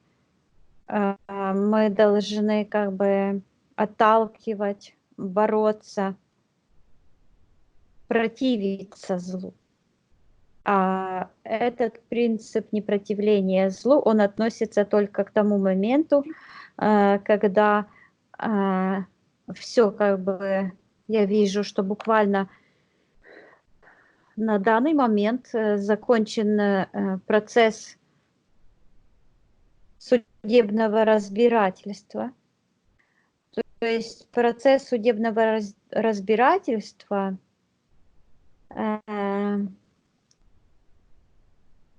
то есть все вселенные, все цивилизации как бы лицом к лицу смотрят на эту ситуацию, и уже ни у кого не остается сомнений в том, что зло не имеет права на существование, потому что оно было создано без применения принципов чистых и светлых вселенных. Были нарушены законы в самом принципе создания, был нарушен Я вижу, как процесс материализации там не хватало вот этой искры жизни, как мы говорим, вот этого фрактала. Там его не было. То есть вот этой энергии самозарождающейся и саморождающей не было. Поэтому этот мир обречен, поэтому он, вектор его втягивать все, потому что ему не хватает энергии. И тогда и вот так образовался, родился этот паразитический мир.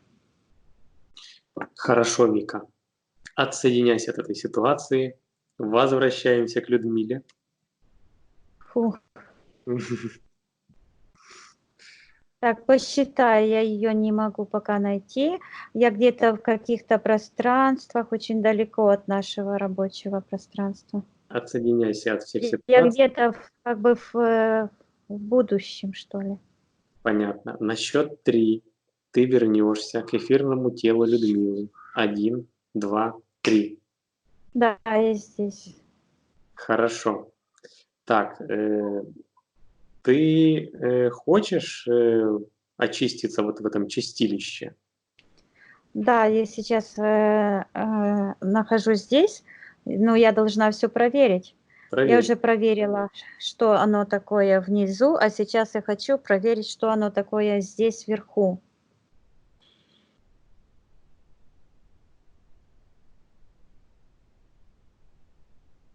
Я хочу узнать принцип работы и кто, я хочу увидеть работников, кто ответственный за...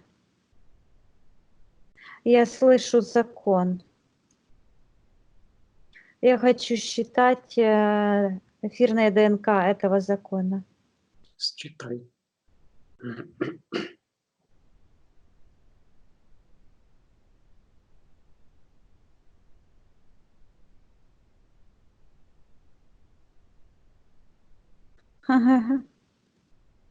Как интересно. Рассказывай.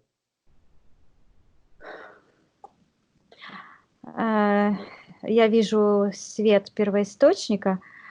Он такой теплый и колючий. Когда я считываю, вот мое тело чувствует, физическое тело, покалывание. Но он очень, знаешь, он похож, вот как человек испытывает чувство, когда с котеночком играется, Угу. вот этой теплоты. И вот такое отношение этой энергии ко мне, такое, можно сказать, даже снисходительное. Вот, и я так вижу, что вот эти энергии смотрят на нас как чуть-чуть на придурковатых. Отлично. Но они, я чувствую очень одобрение и любовь. Они понимают, они говорят, ну вот эти энергии я считываю, что они нас понимают, мы очень осторожничаем. Я вижу, что мы зашли, что мы заходим в эту капсулу. Втроем. Да, втроем. И я сейчас вижу, что происходит.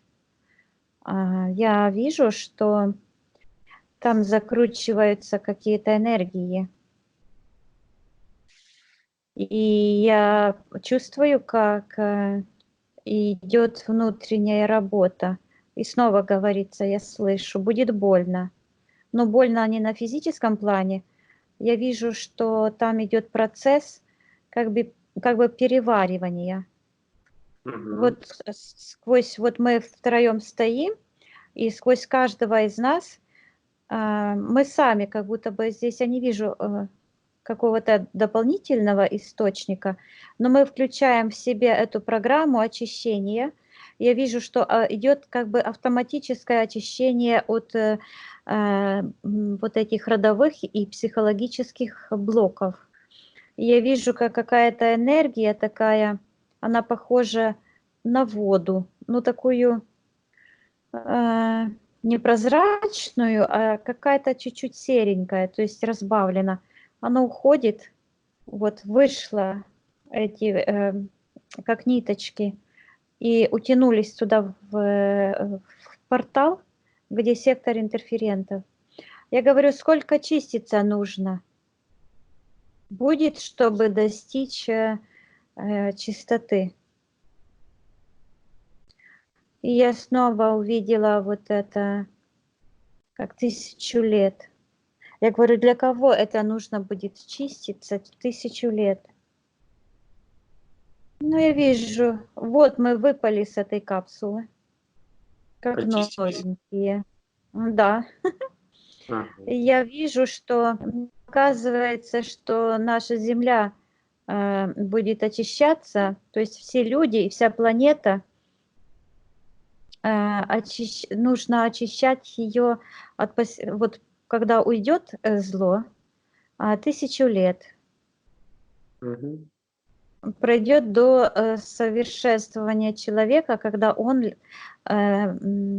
будет одним целым, одним сознанием с чистой Вселенной. Я говорю, означает ли это, что тогда снимется карантин? Да. То Хорошо, есть хорошо, отлично. Отсоединись от этой ситуации. Посмотри сейчас на эфирное тело Людмилы. Как она выглядит? Мешает ли ей еще что-нибудь? Как она выглядит после чистки? я вижу, что она выглядит, вот эти фрактальные энергии, она выглядит как шар. Но ее ноги, почему-то ступни выглядывают, и от ступней идет такая ниточка в сектор колдовства. Что за ниточка? Я говорю, чтобы она показала. И она стоит как будто бы на какой-то платформе. И снова снимает с себя этот пояс. Этот пояс снимает, и он как будто бы обрублен. И на этом поясе, то есть мы все-таки возвращаемся туда, куда пришли. И на этом поясе вот эти считываются рептильные гены. Где-то вот как бы ее родовое древо отсечено от первоисточника. Я говорю, чтобы она сейчас зашла в тот момент, когда произошло этот разрыв ее генетического древа, и она может зайти в тот момент и исправить. На счет 3 она зайдет именно в тот момент. 1, 2, 3.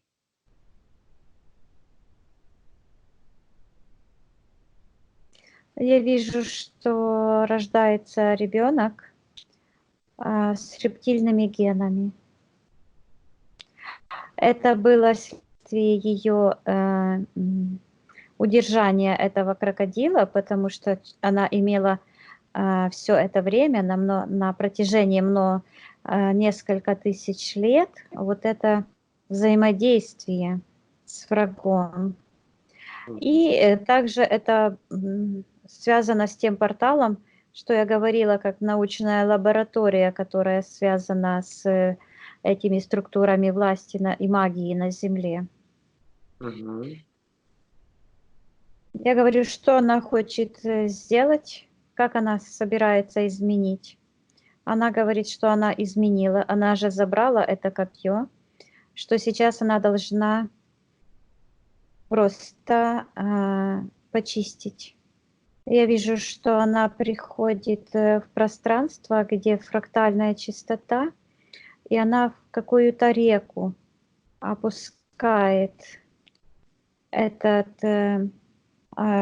пояс, а потом она его так поднимает в пространство, где уже ничего не видно, только эти энергии. Я тебе хочу сказать, что вот эти фрактальные энергии, их невозможно считать. То есть враг ДНК считать не может. Эфирные ДНК не считывается ими. Они не могут повлиять на людей, на других существ, а также на пространство, которое наполнено этими энергиями. Я вижу, как она почистила свое родовое древо, как эта картинка, вот это одна картина была с разных времен. Она как будто бы этот парень держит эту голову, здесь рождается ребеночек, рептилоид, и как маленький крокодильчик, ну, мальчик-крокодильчик, скажем так. И вот это колдовство, и оно рушится сейчас. Мгм. А ее вот это древо, оно обретает вот этот цвет фрактальных энергий, и она его одевает на пояс, и оно только раз, вот как бы сзади, ну, то, что говорится о том, что это прошлое поколение, они как бы срастаются с светом первоисточника. Мгм. И сейчас происходят в ее пространстве изменения, она как будто бы обновляется, идут процессы обновления. Я говорю, чтобы она распространила вот эти чистые, ну, и происходят изменения в самих, в генокоде ее рода. И вот я вижу, вот мне снова как бы из Библии этот образ приходит, что будут очищаться родами. Ребята, мне вообще-то кажется, что Армагеддон уже идет полным ходом. Мгм. Ну, как мы видим из сеансов, рода уже очищаются. Да, рода Пойдёт. очищаются, вот это вот пророчество, потом это разделение, оно все происходит на нашем, ну, просто у нас на глазах. Потом происходит еще одно пророчество, когда все структуры религии и власти потеряют свой авторитет, и все как бы проснутся и увидят. И для некоторых это будет очень тяжело, потому что у них настолько будут привязки к этим темным энергиям, что они просто их это все утянет. Но другие почувствуют энергию освобождения и выйдут с этого очень легко и с радостью. Мгм. Хорошо. Посмотри сейчас на эфирное тело Людмилы. Что ей еще мешает? У нее в голове как будто бы такой какой-то треугольник черный, буквально в макушку воткнут. Я говорю, зачем она это себе оставила. Я говорю, чтобы она вынула, принадлежит ли ей это. И она раскладывает эту энергию вот так вот, как на стол, чтобы считать его ДНК. И свернула в такую трубочку. Мгм.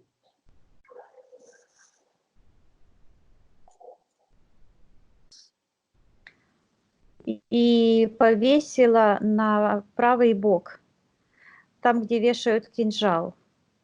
Я говорю, зачем это тебе? Она говорит, это мне нужно, и собирается улетать. Я говорю, нет, нет, нет, стой, пожалуйста. Пусть подождет. Куда это она собралась улетать? Я говорю, что это такое? Я говорю, хорошо, не говори, я считаю сама. Я вижу, что это блоки, ее психологические блоки, от которых она хочет убежать, Мгм. которые она хочет сама от себя скрыть.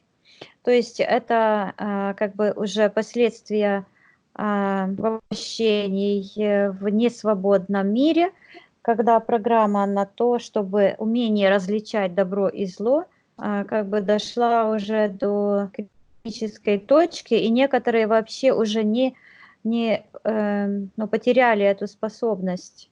Я их считываю в эфирном пространстве как феи. То есть люди, потерявшие способность различать. Мгм. Да, и мы буквально вчера или позавчера на сеансе видели, как фея превратилась в ангела.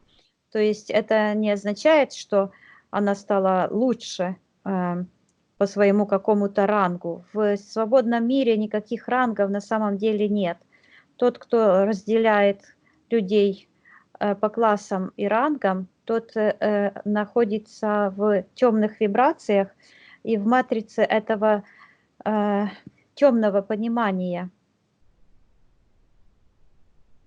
Потому что человек, который умеет различать, который честен в первую очередь перед самим собой, он всегда выберет то, что он хочет на самом деле.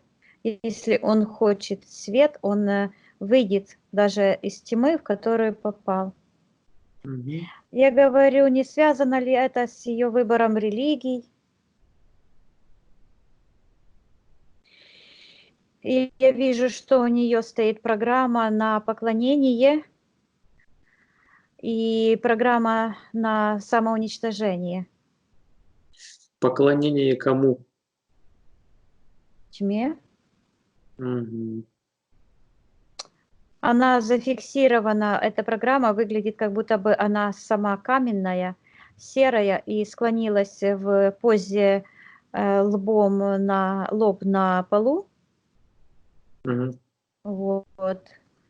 То есть это считывается как будто бы какой-то памятник. Я вижу, что создавая памятники, люди как бы тоже время в этих моментах, тоже это своего рода какая-то магия. Мгм. Вот уже второй раз я вижу ее в образе какого-то памятника. Я говорю, нравится ли ей эта программа, может, она найдет эти истоки этой программы. Да, она находит. Я говорю, что она, если хочет, она может показать нам. И Хочешь она сказать? говорит рождение, рождение. Я говорю, что она этот блок должна проработать. Что произошло при ее рождении, что отложило такой сильный отпечаток. Страх, энергия страха.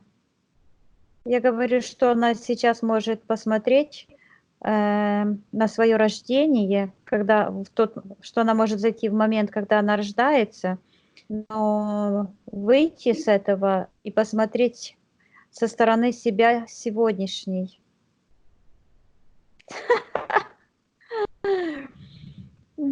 Посмотрела, тьфу ты, говорит, ничего страшного нет. То есть она пробежалась по всей жизни, увидела, я говорю, ну и что, сейчас ты можешь этот страх перемодулировать в смелость и смело выходить в новое воплощение, потому что тебя ждет страх разочарования. Вот, страх разочарования. Я говорю, нет, нет, нет, а ну давай назад, возвращаемся в лоно матери.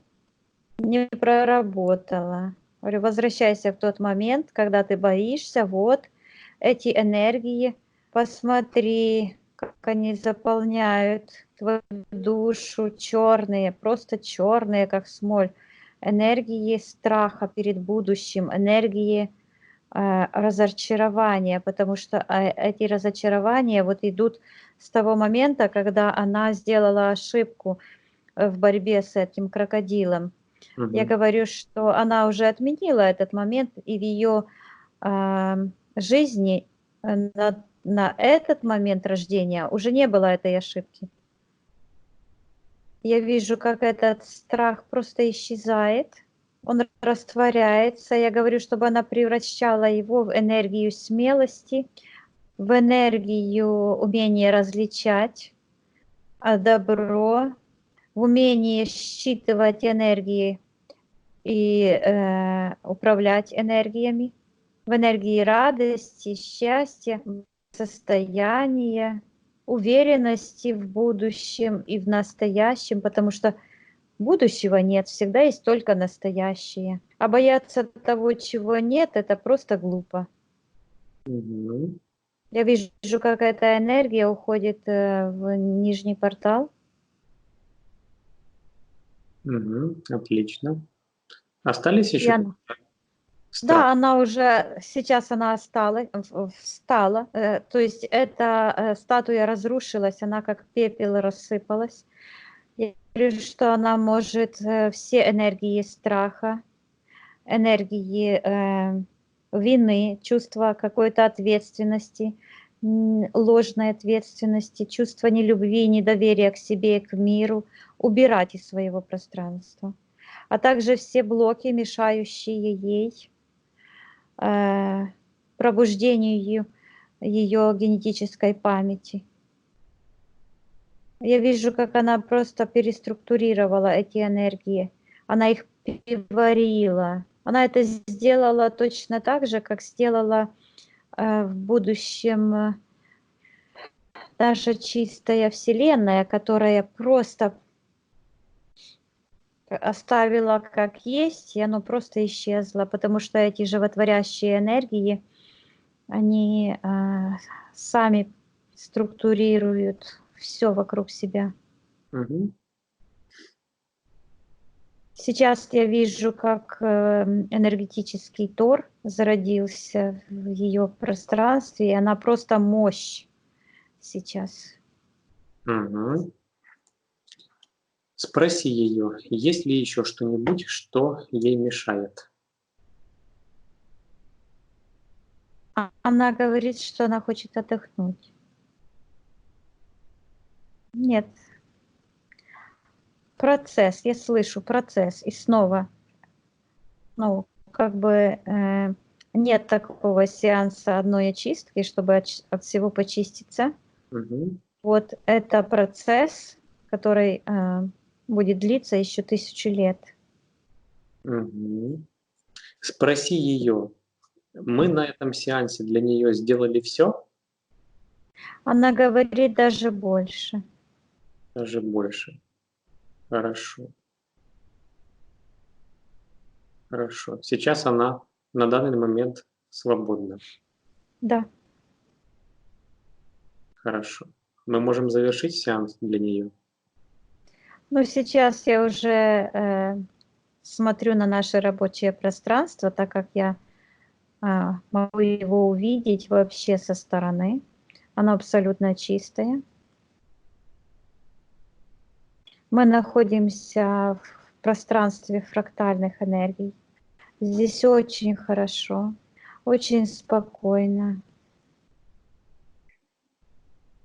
Вот то место, это те вибрации, вот, в которых хочется просто жить всегда. Мгм. Спроси Людмилу, мы можем завершить сеанс для нее? Да, что интересного. Знаешь, где мы находимся? Где? Мы находимся вне зоны карантина. Мгм. Мы находимся в пространствах чистой Вселенной. Мгм. Хорошо. Будем выходить? Да, Проверяй пространство вокруг себя, все ли чисто. да, все чисто. Хорошо. Тогда сейчас я посчитаю от 1 до 3, и ты вернешься в настоящее, откуда я с тобой разговариваю. Ты будешь чувствовать себя отдохнувшей, ты будешь чувствовать себя превосходно. 1,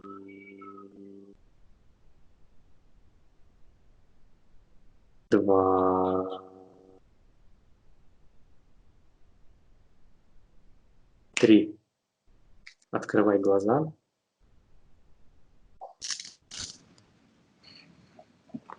Как ты себя чувствуешь? Прекрасно. Людмила, Викусь, что произошло? Пусть это скажет, что неинтересный сеанс. вообще. Это ж серьезно. Я чувствовала, что рука правая, я и раньше говорила Елене посмотреть, она сухость давала, вот зимой давала сухость, а сейчас просто что-то произошло, реально. Такого в жизни никогда не было. Это чувствовалось сердце через 2 или 3 дня после того сеанса.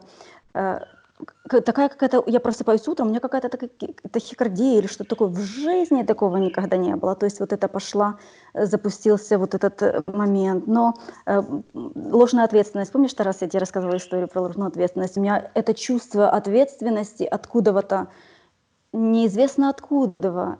И я хотела об этом спросить, но видите, мы проработали, ну здорово.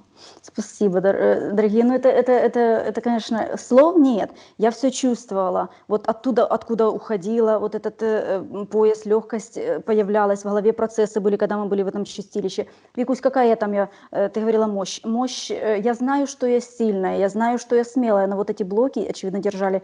В прошлый раз я там летала, порхала. Что я сейчас делала? Нет, сейчас настройки поменялись. Никто не порхает, никто там не...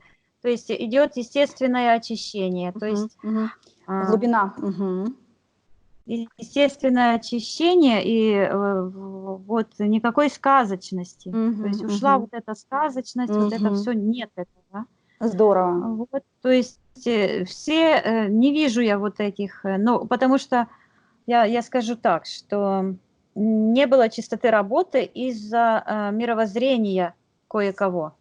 Естественно. Кое-кто находится, я это четко вчера в сеансе увидела, на уровне, ну, по крайней мере, тогда находился, сейчас я уже не хочу озвучивать, какой уровень на сегодняшний момент, на уровне, то есть плоского мировоззрения то есть двухмерного пространства. То есть что такое двухмерное пространство? Это выглядит в эфирном пространстве, вот как будто бы вот взял, листочек сложил,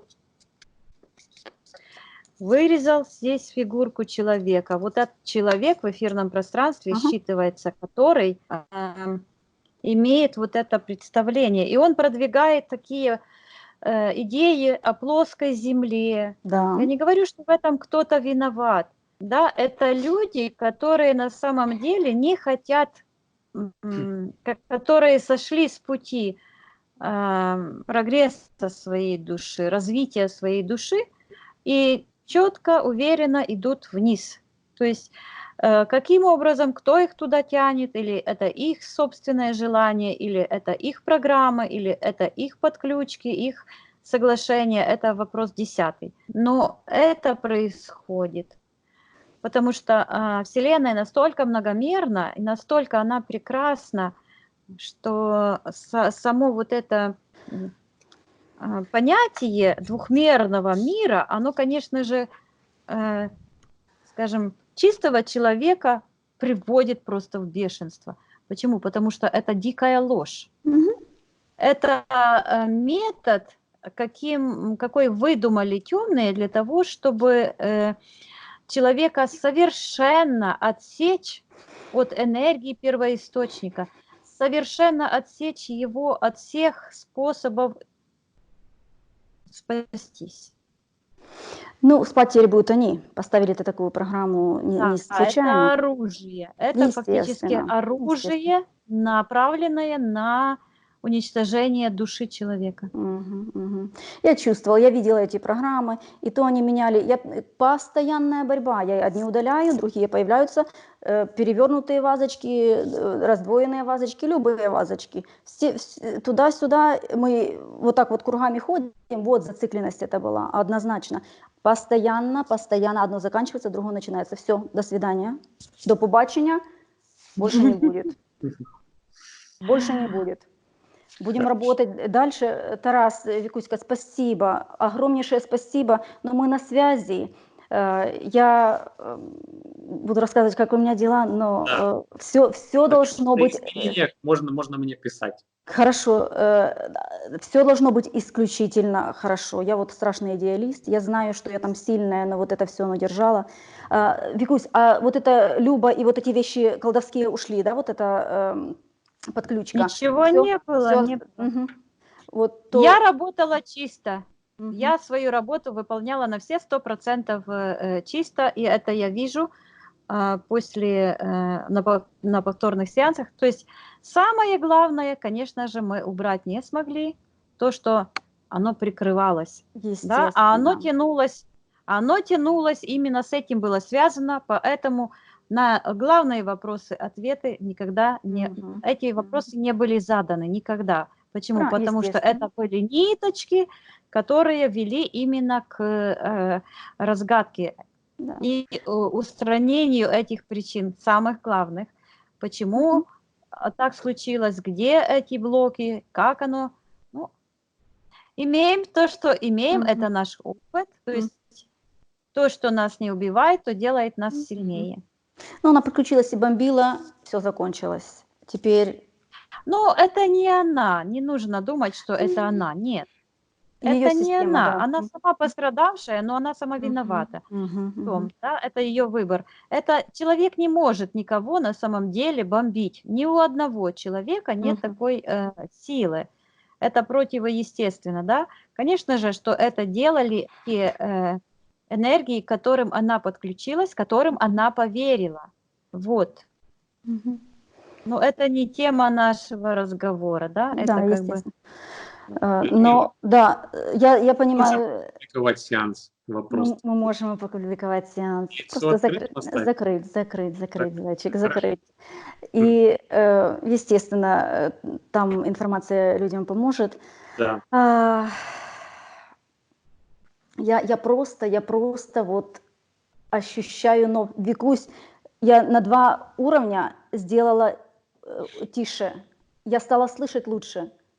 Ну, не может быть. Вот не может, просто не может быть. Я думала, что такое, что стало громко. Я на 2 уровня сделала. То есть все в голове держала. Был блок, и что-то произошло, и оно даже открылось. Я никогда на слух не жаловалась, тем более, ну, это же просто из ряда вон выходящее. То есть вот что-то открылось, я чувствую, что-то произошло, и я чувствую совершенно другие ощущения вот и в голове, и в животе, потому что я чувствовала эти энергии, я чувствовала какой-то вот крутилось что-то, какая-то энергия. И я знала, что на 3-й чакре, на 4-й, и я смотрела, и мы просто ходили кругами. Я удаляю сегодня, ну, в следующий раз оно вот зацикленность была. Все, зайчики, я вас отпускаю.